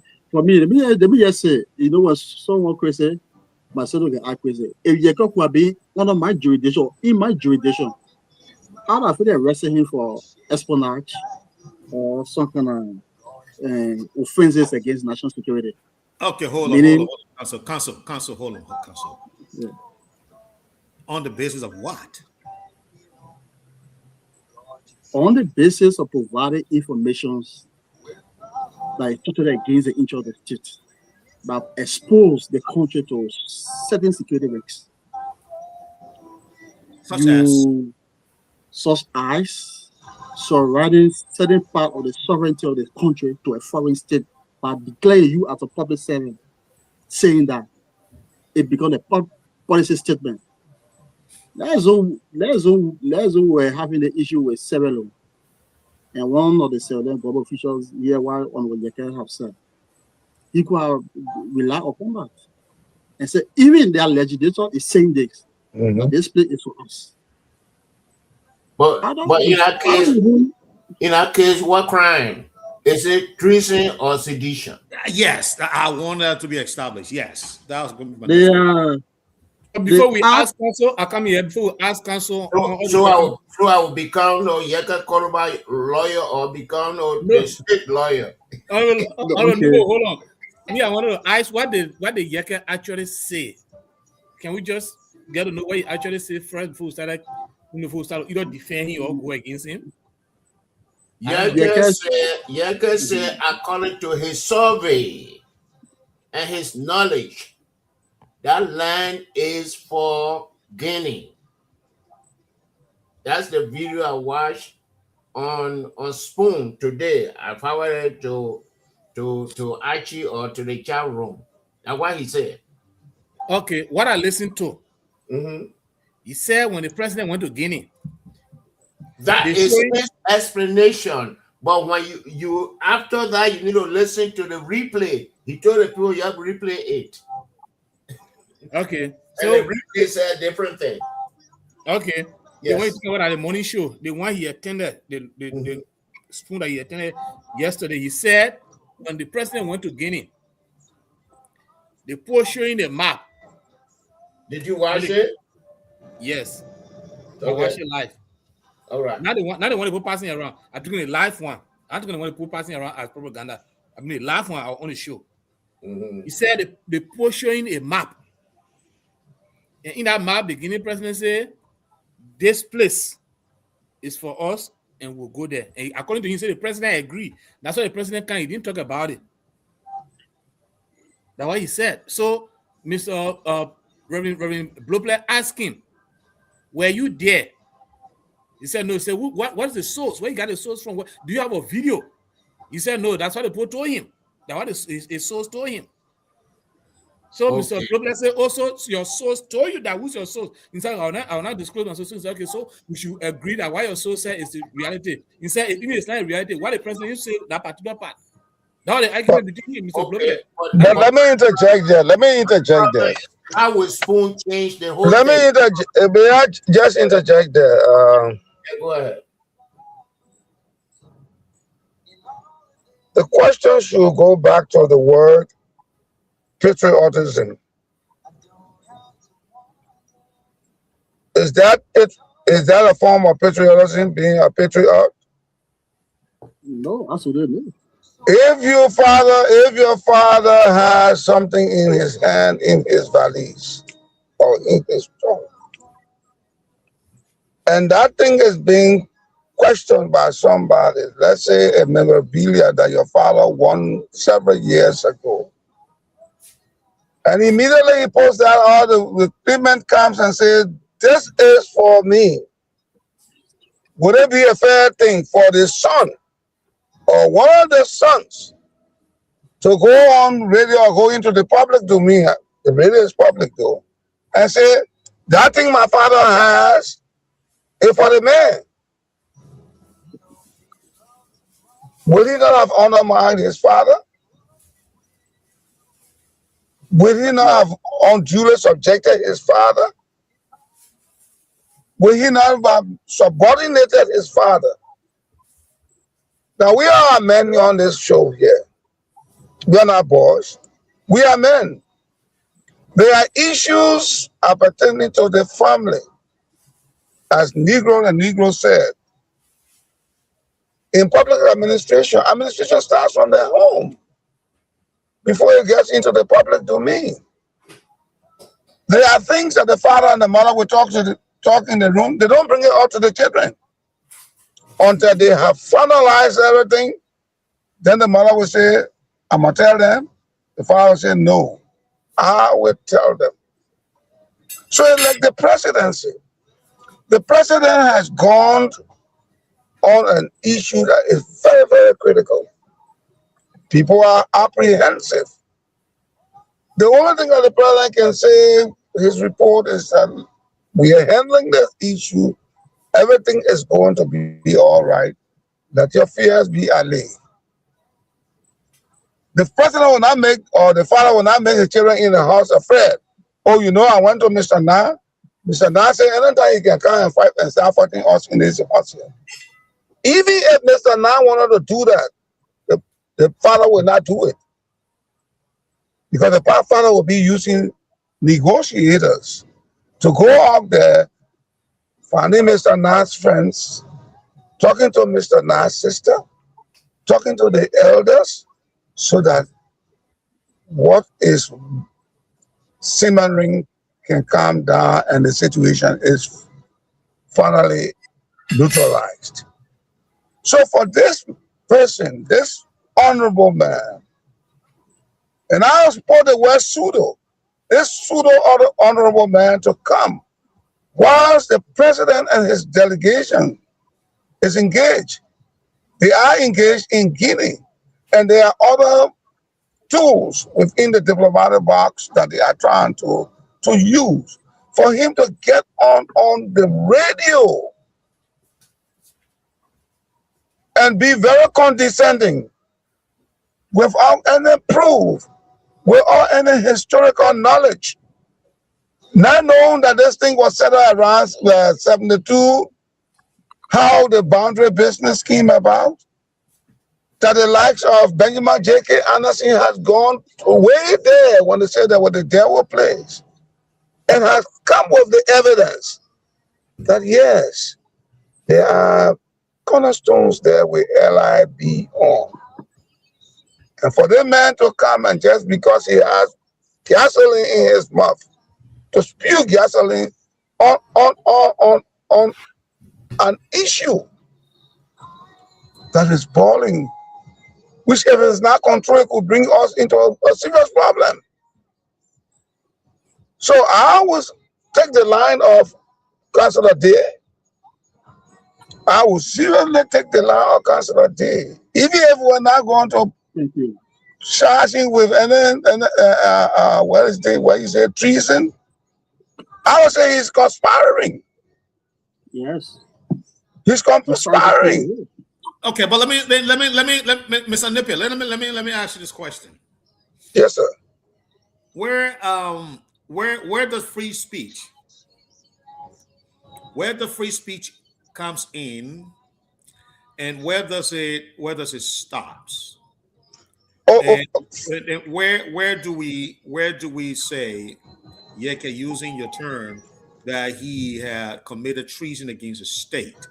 No, I didn't say treason. I said conspire. Oh, conspire. Okay, I'm sorry. Conspire. Conspiracy would have been a charge for me to put on him. Okay, then so I'm asking now, where the free speech starts and where does it end for us to say that he has conspired? Thank you so much. Free speech has a boundary, and that boundary is responsibility. Free speech does not mean you can just talk. Even the plane can land, the train can land. The river has a source. River Nile has a source. Even though it freely goes through Egypt, and Egypt is part of it, But free speech must be done with responsibility. A responsible person will not speak as Yeka, oh, I'm sorry, as this person does. And I think they can hold him. The country has the leverage. They say when he went to work, don't arrest him when he went to work, when he's doing a duty. But when he is not doing the duty, he's not in the House of Parliament making that statement. He's outside. He's on the radio. He's speaking to the world. He's speaking to Liberians. He's speaking to Africans. And he's speaking to the international community. So let somebody on the radio say, on the show say, perhaps they'll say, oh, this man here is armed with sufficient pieces of evidence. That's why he is speaking like that. And if you come back to what Mr. Nubo said, doctor asked him, were you there? In other words, were you there? Did you see it? Did you hear it? Did you see the map? He did not see the map. So where are you coming from with this kind of story?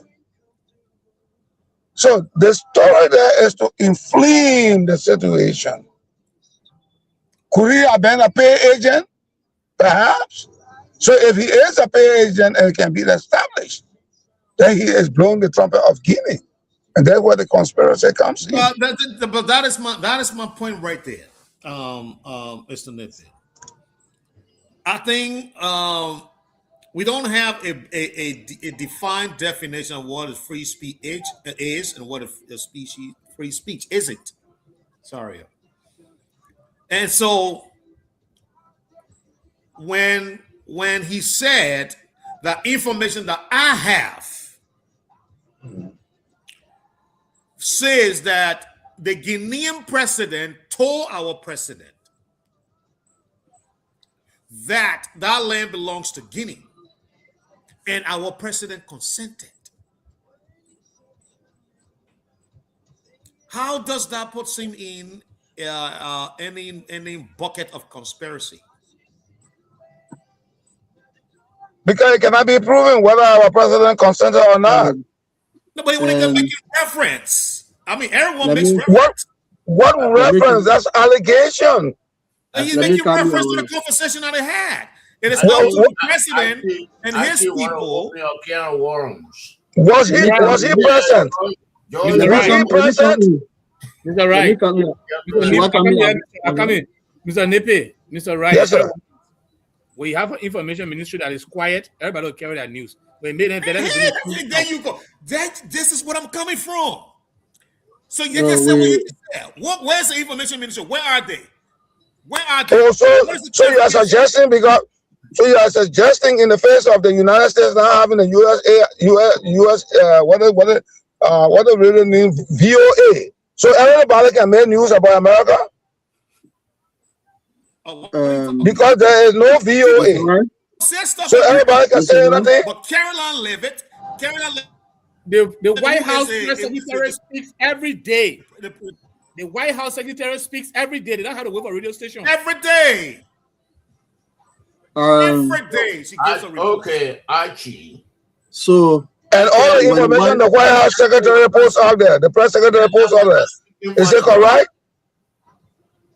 Yeke was not speaking for the government. But so are you saying that because the Ministry of Information is silent addressing the issues, I just should come here and make us stories? You, Archie, Zaza, Councillor Day, Honorable Nippy, we should come here every night and make us stories because and just make us stories. You can't say anything.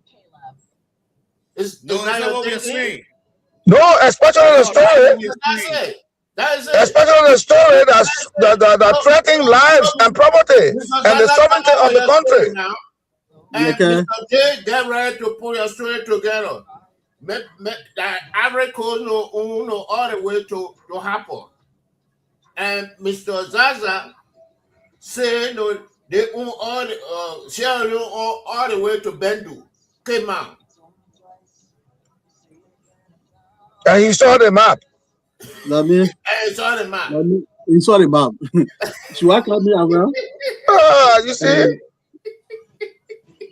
Should I come in? Come in, Council. Okay. Mr. Wright want to play the devil advocate. And no, I'm not playing devil advocate. I'll come back. Then you finish, I'll come back with my. Yeah. So Yeke was definite when he was communicating. At any point in time, he said he saw the deal, saw the paper. At any point in time, even if you were definite, Council, where the free speech starts and ends. Article 50 will tell you that everyone had the right to free speech, but you are responsible thereof of the abuse. And that's why your limitation is. That's where the responsibility comes in. Yeah, it comes in. And the legislator does not have absolute immunity. They have qualified immunity as a legislator. And but as Honorable Nepe said when he was making that statement, the qualified immunity does not even cover him because he did it out of session. When you read sedition on our penal code and subparagraph D, it says sedition is a person owing alliance to labor. Before becoming representative, he saw off to the Constitution to protect and defend the Constitution and the land. And that alliance that you own, the law said he committed sedition on a deed. They say if he accused the incumbent president of the Republic of Labrador of conduct which constitute a violation of his oath of office, provided that at the time of such accusation, the conduct charge was or is untrue, and the purpose of the actor is to thereby injure the president and his reputation. And create the president. Contempt for the presidency. How will you say the president agree? How will you say the president compromise the territorial integrity of the state? Let me know you read. At least you're giving a foundation for the conversation. Yeah. Now we know, according to what you just read, the rep may have committed sedition. So now, how do we establish that? This is where Zaza must all coming in. How do we establish that? Mm-hmm. You are just in the midst of what he said. Okay? But how do you establish the crime? You establish that by the mere utterances. That's why the sedition says. That's what it says. Sedition law says. Mr. Nippe, it will not be enough. Why? Because you have to counter that. How do you prove that? Now, what the man said is false, and with the Ministry of Information countering or Yaka Koroba way making a crime? It was not. It was false. How will you and deny why Yaka Koroba say it's lie, it will not make it a crime. Government will not go to court for that. If we hold it responsible, the burden of proof is upon us to establish that. Thank you. That's where I'm coming from. Okay. And why it is. Okay. Now, what we need to say is that what Yeka has done interferes with justice, cause harm to Liberia. It cause harm to Liberia. And that is a crime. That's a threat. So it's so if you provide information that threatens, that is a crime. If you get information that threatens that reveal the absence of people from information ministry, for not talking. It's not. So, it doesn't give anybody the right.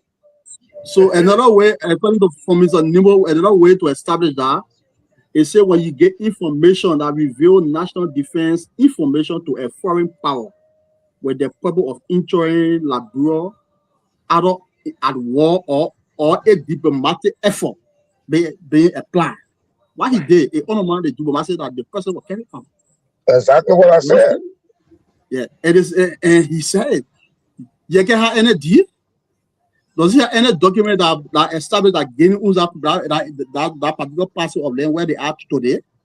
We are standing on the basis of 1907 agreement treaty. So why would he take it own from? Or he want to rely on the 1911 on that Guinea is standing by? So who you own loyalty to? Is it Guinea or Liberia? We sometimes people in public offices should know how to speak. Exactly. So to be frank, there are some issues. To buttress you, Councillor Day, 1907 predates 1911. Yeah, that's it. When 1907, you see? When it comes to title ownership, the superior title is the oldest title. The oldest title. Unless I read that 19 something said it did not undo the 1907 treaty. It did not undo it because there might be a clause to undo the 1907. Exactly. So that one, someone I don't know one quarter said that why they mean that the president seeking redress from France. I believe maybe that the right approach because Guinea wasn't a party to the treaty. It was France. And France was the author of the treaty. Of the treaty. And when you do it, exculpatory contract, meaning a contract that is written by one of the contracting party, that particular individual is the best interpreter of that contract. And not only that, in 1972, that issue was laid to rest. Okay. So, it was laid to rest in 1972. On a survey investigation, adequate survey report something. Exactly. Well, so that's it. What I said last night. But okay, Mr. Nuba, go ahead. I want to also conclude on this. Okay. Maybe let me make my conclusion. Okay, yeah. What I said right last night, I asked about certain ministries, lands and mines, or even this information ministry we're talking about.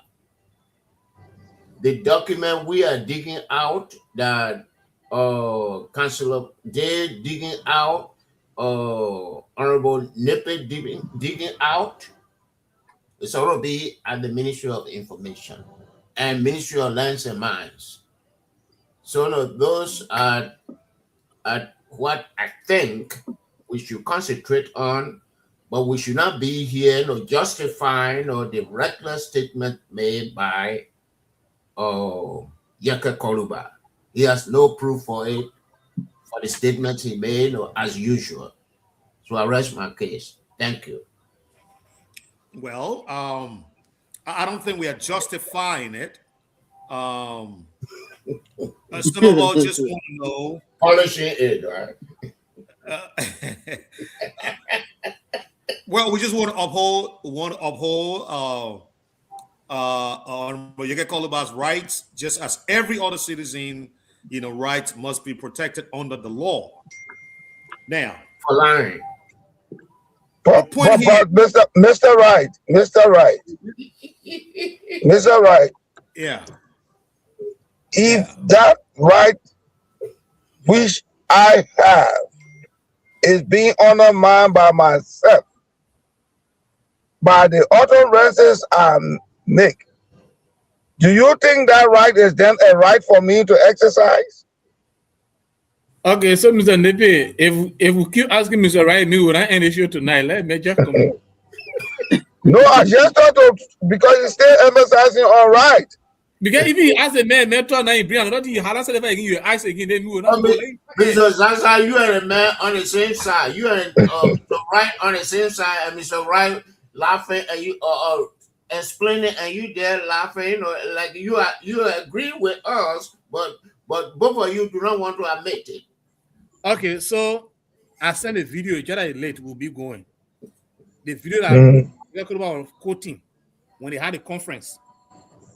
It's from the Guinean website. They sent the video when President Bouaka went there with President The Monarch. one Archie said was AI tonight at one I don't know point. which one. I don't know which one AI tonight. You But sent a video to him. oh, he said which one? Which one is AI? Maybe I wanna hear. Some video you say you sent to Archie address. No, I just sent a video. Okay, The where? video recorded the day President Bouakai went to Guinea. Mhm. President Bouakai was in the meeting. Mm-hmm. The day of video where they explain and showing the map that they're using that they are using to go to Liberia to where they are currently. Okay. They show the video. That video I sent in the chat room. It was the video. And in the video, did you hear President Bouakai saying, yes, I agree. a second emotion, or the laugh at Liberians and saying, no, we always say we. Did you hear we? Did you hear we from Bouakai? Okay, so all the videos in the chat room you can play. President Bouakai. No. I'm asking you. I'm answering your question now. For the benefit of our audience. Did you hear Bouakai say we? So can I answer now? Are you patient to let me speak, please? You can answer now. Okay. When the video was playing, President Bouakai was shaking his head. This means what? What does this sound mean? We. But even if I'm shaking my hand, if I'm shaking my hand, does it mean that everything you're saying, that's it? No, what does mean? No. All of us know. We say, show the video. Show the video. But Mr. T. It means no. It means no. Mr. Zaza. If I do my head, what am I saying, Mr. Right? It means we. Yes. We. Mr. Zaza. Yeah. Do a research to establish the context and confines of this conversation. Then you'll be convinced that the Guineans are just trying to play a strongman game. Yeah. But diplomacy will win them at the end of the day. Mr. Nepe, as far as I'm Besides diplomacy, let me continue. I want us to conclude so that we can go. As far as I'm concerned. No, we'll go, but this is about our country. The 1911 treaty. Mr. Nepe gave him a break. He said, as far as he's concerned, or getting on the land. The 1911 treaty concluded that physical structure will be hard to abide by. So they should use the structure. That they should use the rivers. So those cornerstones that were planted, the 1911 say they shouldn't be considered as border. So the river is our border. That I know. The point I'm saying here, all of us want to punish Yaka Koluba only because of his rudeness, but not because he said anything that threatened Liberia. You know who is threatening Liberia more? If you want to know, your information minister went on the stage. They paying him. When they put paying with the time, he said, "Well, you also not do anything with your guns." That one ain't got issue with it. And Yaka Koluba got issue with it. Look at political leaders, and then they look at you get mosquito brain. We got problem with that one. You want to look at political leaders and they say, oh, they may taking drugs. You ain't got problem with that. They pull the pain to speak for Liberia. They insulting people. But you got told that you know got problem because you got ever. No. Wait. Let me interject right there. The context of that man saying we get gun, I will get the market people gun. It's in the corridor of defense. No, you didn't say I'll get the market people gun. You said those are you say like the government. I'm just saying something. This is hypothetical if he were to do that. That's not what he said. The man said, what I'm saying, okay. I will give a bag to different panelists gun. That comes with a question. Why? That's what he said, Mr. Nepe. They may have been you are being very rude and uncouth. He said, "This who said the government not doing anything. Get yourself ready. We'll get you going to go do it for us." All right. If the government were to, let's say he was rude. Lawmaker was civilized. That is different from what Mr. Yeka said. Right? No, the point I'm saying is that it's being selective.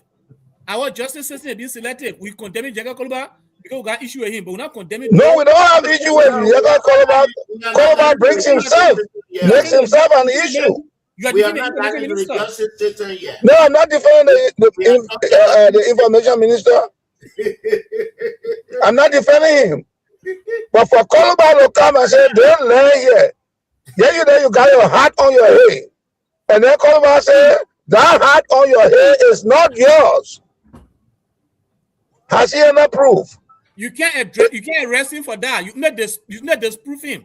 You Yes, cannot you arrest disprove somebody for the saying- man. That's what you Disprove him. do. That's all. You don't arrest him. But for that. disprove him. Arrest him. You cannot arrest him. Mr. Wright, Mr. Wright, this thing is about country. But nobody says about the village. It's about the country. If Mr. Yaka Columbine with the way he speaks, we come against the interests of the country. As a sitting representative of the Republic of Liberia, to say he agrees with the aggressor's map, that the places for the aggressor, whereas as far as 1907, 1911, as you just said, Mr. Zaza, and 1972, the matter was closed. This man will be standing his ground. This is about standing your ground and say, no. Let me It answer is the troubling that Mr. Zaza and Archie agreed that Yeke Koluba got on her computer or went to the library and did research. He said, based on my research and my survey. That's what he said. You agree to it? Mr. Numo. What does The question then becomes, hold on. But yes, the question. I want to turn it back to you, Mr. Nubo. Okay. Have we heard anybody from the government come to us and tell us, say, based on these various treaties and the various maps, this is what Liberia is going by. This is what we know to be the actual boundary. Has anyone said that to us? You want to repeat the same thing I said last night.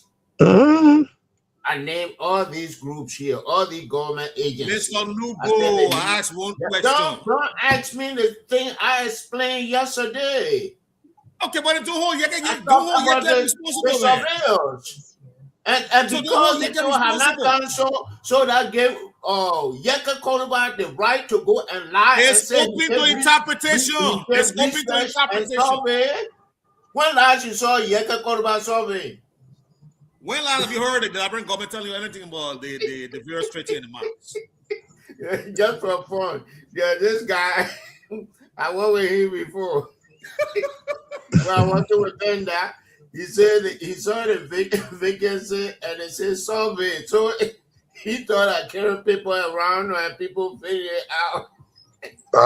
You see that? No, he applied and I said, no, they want a different survey. That land survey. But I think Yaka was doing our survey. At least Yaka should not. You know when something is being it's a contention, a high contention about sovereignty. You don't play with sovereignty. No. You cannot. You should not. You must not play sovereignty. It's trying to be in the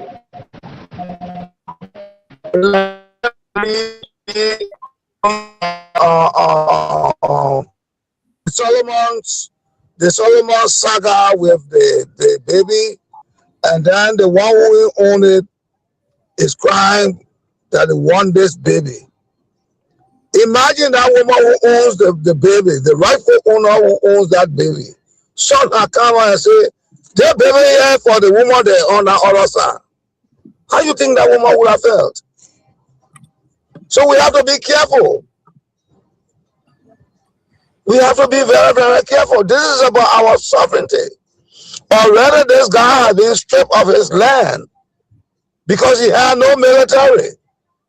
And that's what prompted the government of Liberia to organize the Liberian Frontier Force, followed by the armed forces of Liberia. So are we saying that Guinea owns, when they were not even independent country, they were called the French, they were a protectorate state of the French government. So a protectorate state that comes to gain independence in 1957 will own what we have been owning since 1847? Is that the rationale we want to speak on? Is that the logic we want to speak on? Liberia has been owning that territory. And beyond that place that was in Zalikole, Franana, Gegedu, and the other areas. And Guinea is coming today because of a little Macona River and say they can take our land from us. It shouldn't be. But in passing, let me just bring something historical here. That the whole thing here, that this is about the third or fourth time. It started in 2005 to 2009. It was solved. It came on by 2017. It was solved. And now today we see it coming for the third consecutive time, 2026. 2026. And what it started from was farming. Liberians started to farm, the Guinean got said, oh, don't come outside. The Liberian man said, no, we'll be on our side. And some greedy people decided now to spoil the whole thing for the same palaver that was solved to resurface. And this is what brings us to where we are. But let us help our government. Let us be supportive of our government. Try to allay the fears of our people. And let diplomacy work. Diplomacy at the end of the day will win us this game. Mr. Nippy, here's what I want to say to you. We cannot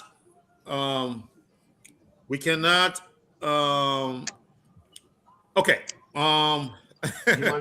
Let's use the last 5 minutes because the studio wants to close up. It's going to 1 a.m. there. they just let me know. All right. I want to say my own piece on this. Okay, go ahead. We cannot, continue to make excuses for the inability, the inefficiency, and the incompetence of our leadership all the time. I can understand the severity of the issue. Yeke may have said things perhaps out of context, and we can all blame Yeke for saying what he said. But let's not use Yeke as a boogeyman, and cover and forget the blatant inefficiency and the incompetence that this administration has exhibited throughout this process. You ask one Liberian and say, when has the government spoken to you about this issue, giving you a clear position about this issue? I watched a video. I never seen PR talking about this thing. And like what you said, Mr. Nuba, I've never seen somebody from the land authority come and say, the document that we have here, this is what Liberia recognized. All the other ones, yeah, they are there, but this is what Liberia as a nation recognized. We have not seen that. So what we are doing here on these platforms, we're only just filling in the void. And Yeke is doing the same. But let's be critical of our leadership. They have not done the Liberian people good in this whole process. We're supposed to be having daily press briefing to the Liberian people, informing us what is happening. Now the president coming one time speaking to the nation, and then it's okay, that's it. It all, PR come here and say, if anybody's doing well, you can take gun. You can go to the border. That's not what we want. Mr. Nipper, you said you want you want to allay the Liberian people's fear now. What they're doing, they're feeling desperate in that regard. And so I want to end there. I'll give everybody 2 minutes to go around, and then we'll call it a night. Thank you. Mr. Nuba, let's start with you, please. Okay. Let's jump over Mr. Zaza. Okay. I'm sorry. Let's no, they are not partners again. That's why I jump over for you. Okay. Thank you, Mr. Right. He caught me. He caught me. Yeah. So listen, I'm not supporting Mr. Koluba in any way. Since he began lawmaker during weird time and he started behaving the way you were behaving, I not supported him. My point here is what the council said, that if he had the authority, or maybe if you were under a jurisdiction, you were arresting him. In my opinion, Yeke Koluba may be found guilty if it is political, but by law, he will not be found guilty, even though I'm not a lawyer. And the reason is there are several precedents to that. The man is not a new person who has said these things.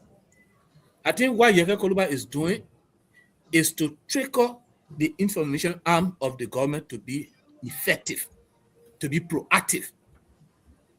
The time you get to talk, you take that time, you go on the pulpit and say, "Those of you say the government are doing well, we'll get you going, so you go do it for us." That one we see. I didn't hear anybody complain about it since he said it. When I men look out, when I say men, listen, men look out. I go in and say, Kumi and say, Kumi smoking something stronger than Cooch.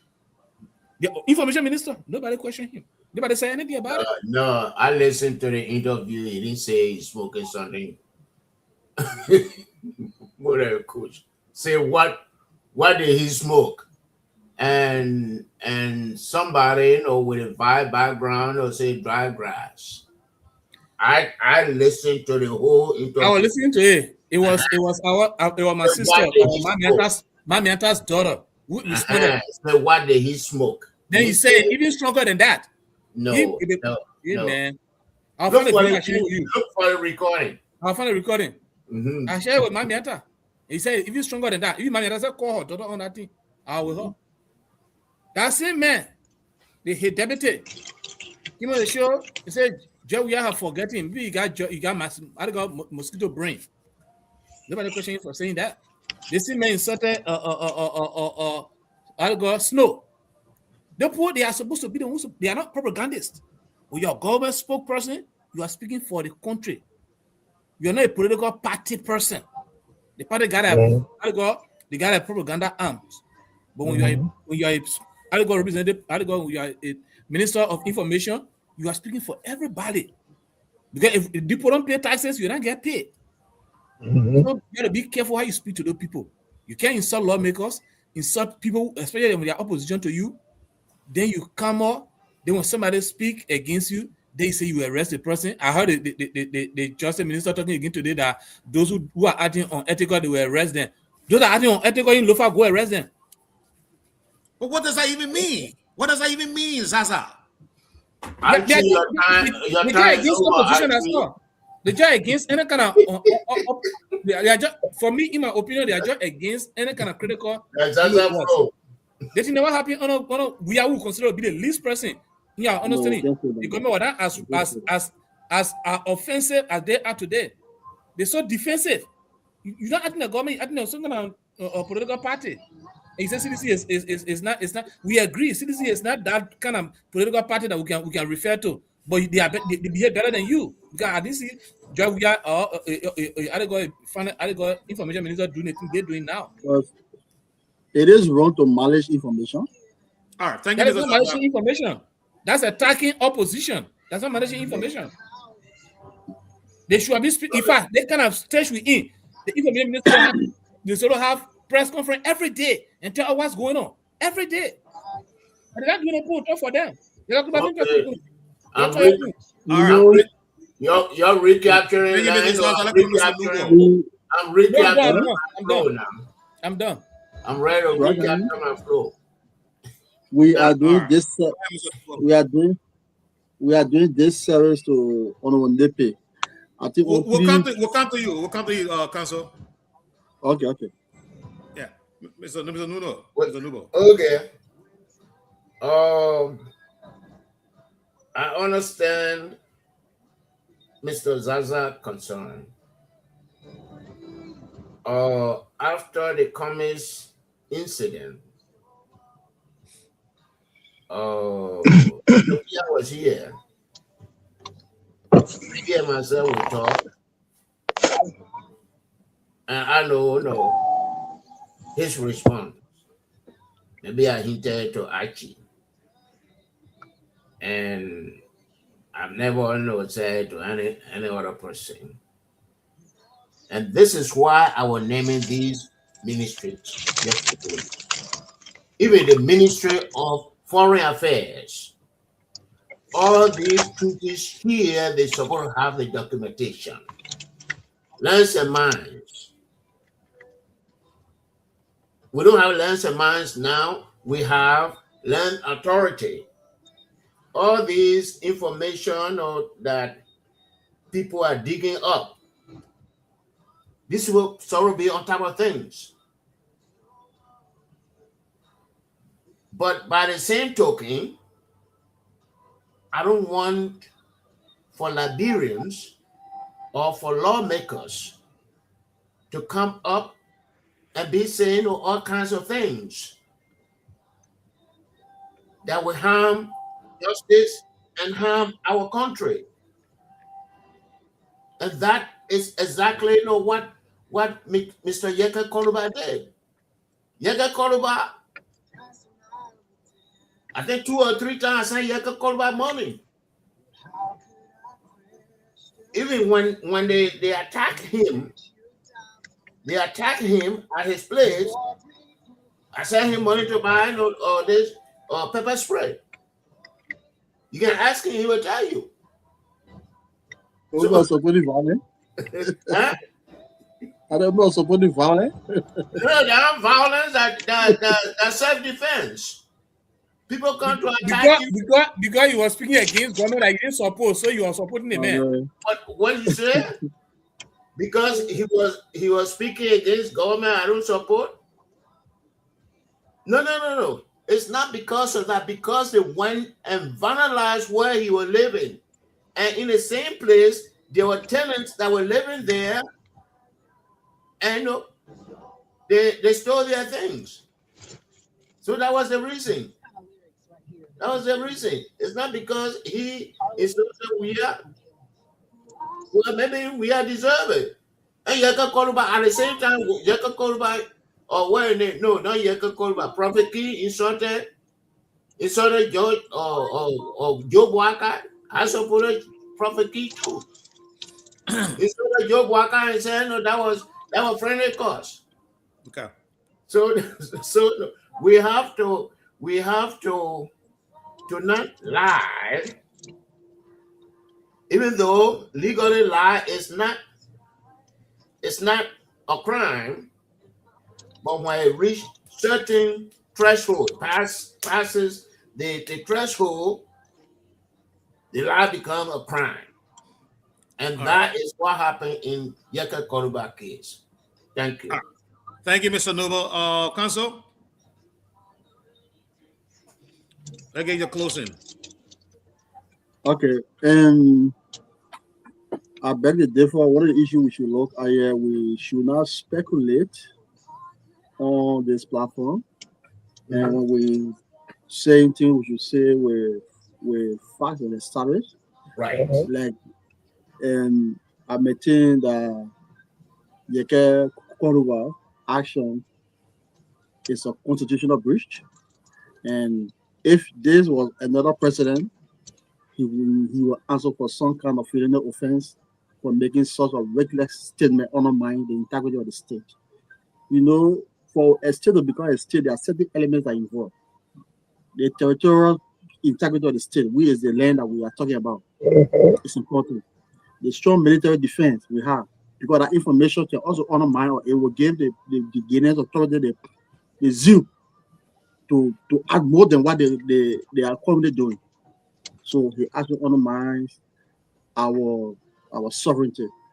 And when you do some way back, the political economic analysis of our country, like, bro, even so, its sovereignty said that they see very nothing 1906, 1907, and 1912. Because it was that time Labrador took a loan. I think the 1906 loan, we can still remember our history at the time. Then again, that loan was re-given 1912. And because of that loan, our sovereignty was compromised. The entire Treasury Department and the Custom Department were all given to foreigners, meaning the Great Britain control our treasury and our custom, Germans control it, and also Great Britain control our frontiers force. The first commanding general at the time was the British. So it was that very time, I tried to do that analysis, it was that very time our territorial boundaries were interfering. Because it was not ourselves that mind this place, these were foreigners. So, and it will go deep, maybe we'll have a better time, we'll dig out some historical facts, relate it to the current situation, what bring us to this situation. Again, to conclude, let our legislature reconvene on their own without resources being paid.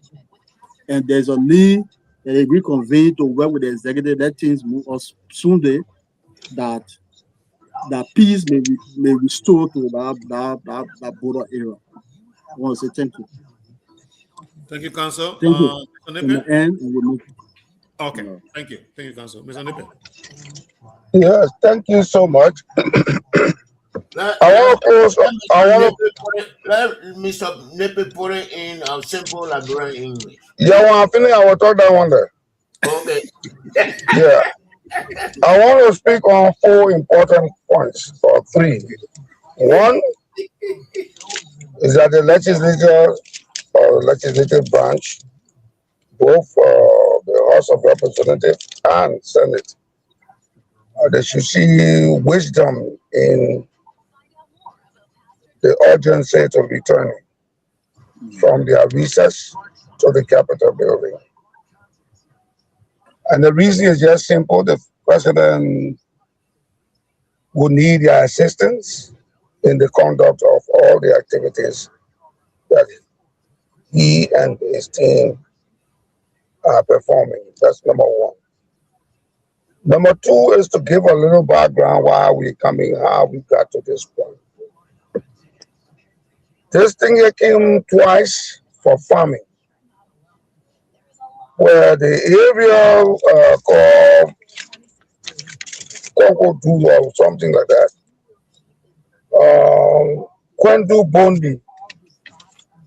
The area called Kwendu Bondi, farming began in that area, and some Guinean soldiers came.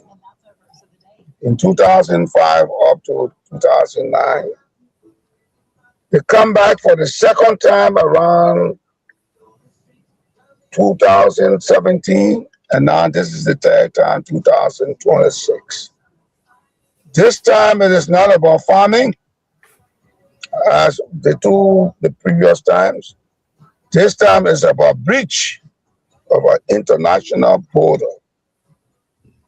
An international border, which is a waterway, specifically called Makona.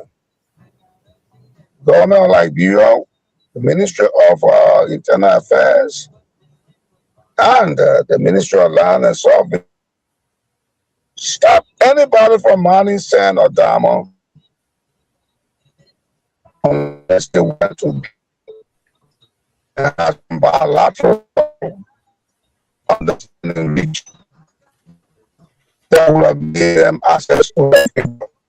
The fact that we did not do that brought in opening and open. And then final point I have to make is to make sure that, and I will embody that final point with Mr. Yeke Koluba, since you call his name, is to be supportive of our government. Why is it that you will criticize? I say, Papa, you were supposed to buy my shoe, you didn't buy my shoe, but thank you for paying my school fee, or talking to the principal. You will have critiqued your father that you should have bought our shoes, and you were telling him intelligently that he failed, but now we're standing, you patted your father on the back and say, thank God you paid my school fees. My final point. We as Liberians must always, anytime, anywhere, defend the cause of our country. And that's why when the anthem was written, I think Arthur Barker or whoever wrote it, this various stanzas speaks to why we must be patriotic. I hope Mr. Zaza is there. The stanza of our national anthem speaks to the fact that we must, with hearts and hands, our country cause defending, we meet the foe with valor unpretending. If our hearts are splintered, separated, going on party politics, going into different corridors, having sympathy where sympathy should not be, but the sympathy should be for Liberia, we will be treading on a slippery slope. I will hasten to caution all of us on our beg to differ. That while it is true that we beg to differ, let us ensure to encourage our people allay their fears and let the process of diplomacy take its course. It will not fail. Trust me, it will not fail, because the tools in the box are so enormous that diplomacy will not fail. And Mr. Lugo, in one of his statements, alluded to that fact that we have ECOWAS, we have the United Nations, we are there now on the Security Council, we have the AAU, we have the Man of Labor Union. And not only that, citizen engagement matters in certain things. Guineans on that side, as I said, the Mandingo people, the Fula people, will not allow for Guinea to cross the border any further than where they are. The Guineans and Mandingo on their side will do the same.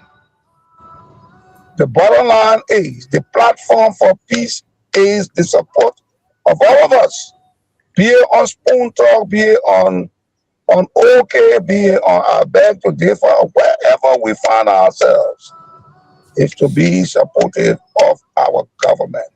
Your father cannot be standing in front of an enemy and then you are not strengthening the hand of your father. So I'd like to stop right there and thank everybody, even the radio audience, and put it in a simple English. My people, they think I come from the Canaan 3 times. 2005, 2009, that one. 2017, it started again. And those 2 times or those 3 times it started, that because of famine. The people try to make their day farm so they can eat something. The Guinea people come and say, make sure you don't cross on our other side. The people say, no, we'll be on our side.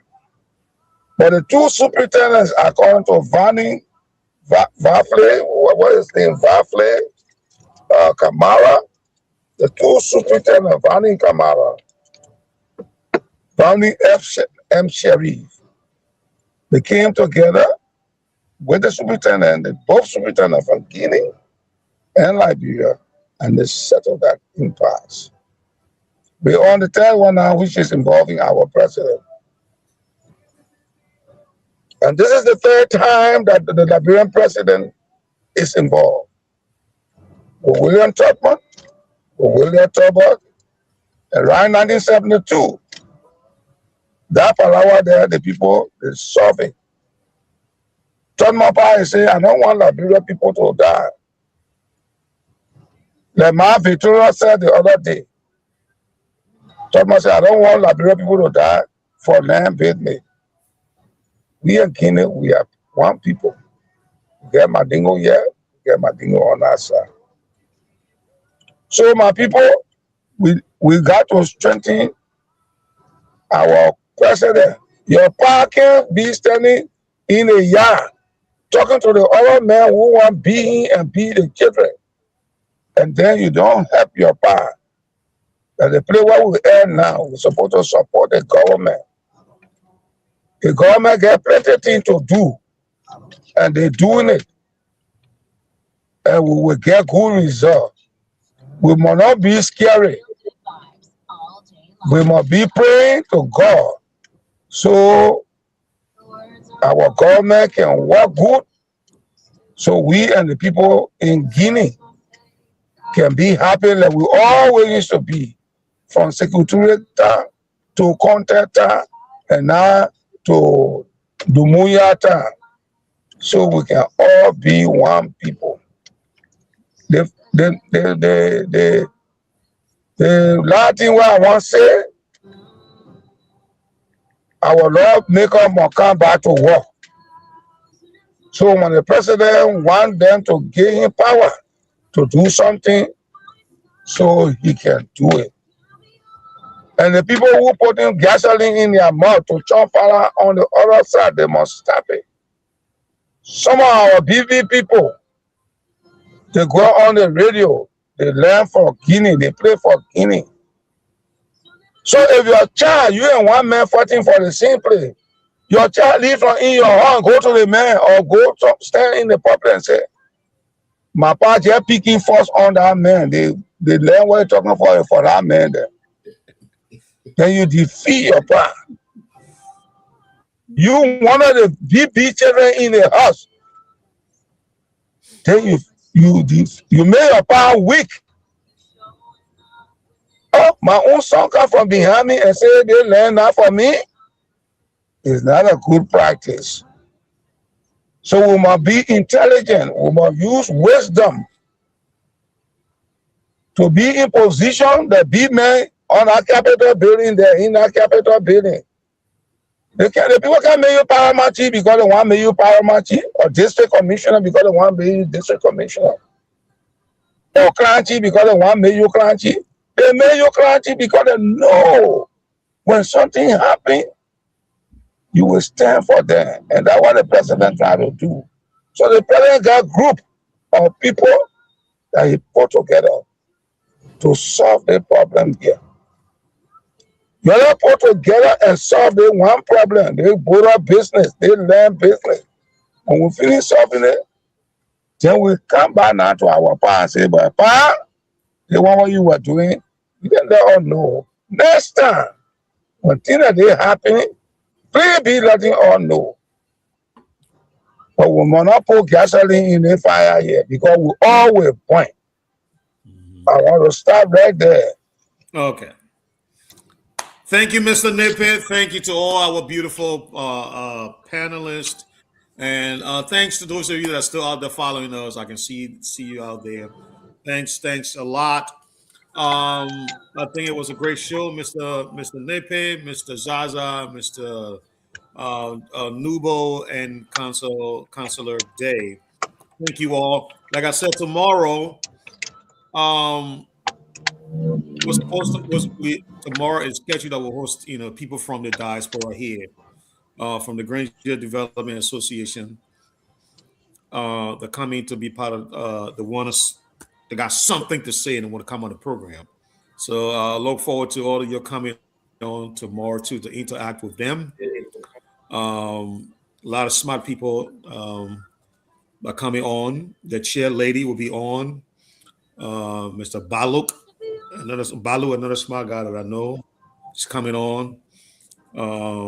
There's other people I think, but 4 or 5 will be coming on tomorrow. So the platform is going to be heavy, and they want to talk. So they want to, be on the program. I encourage all of you to please be part of the program tomorrow. Let's give it a warm welcome.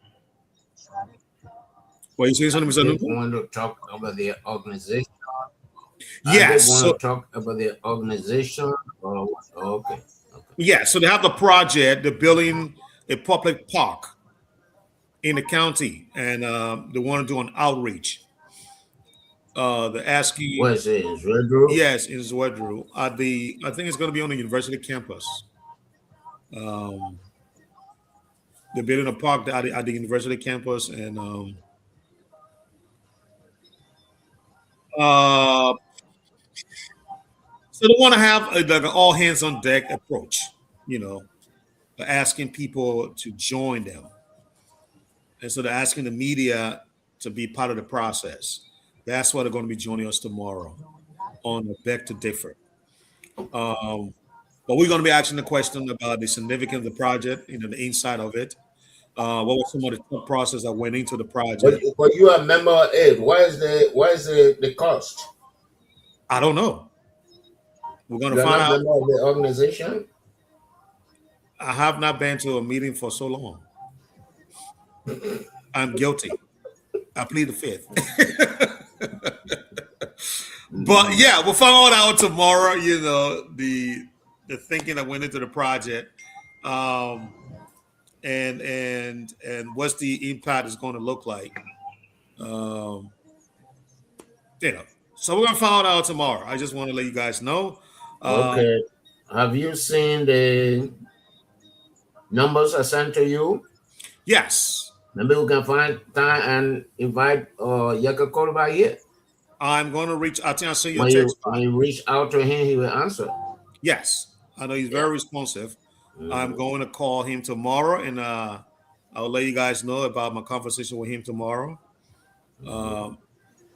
Hopefully, he will be receptive towards me, and I'll push for hosting him on Friday. I'm going to push for Friday. Okay. If he's busy on Friday, I'm going to push for Saturday. But the goal is to try to get him this week.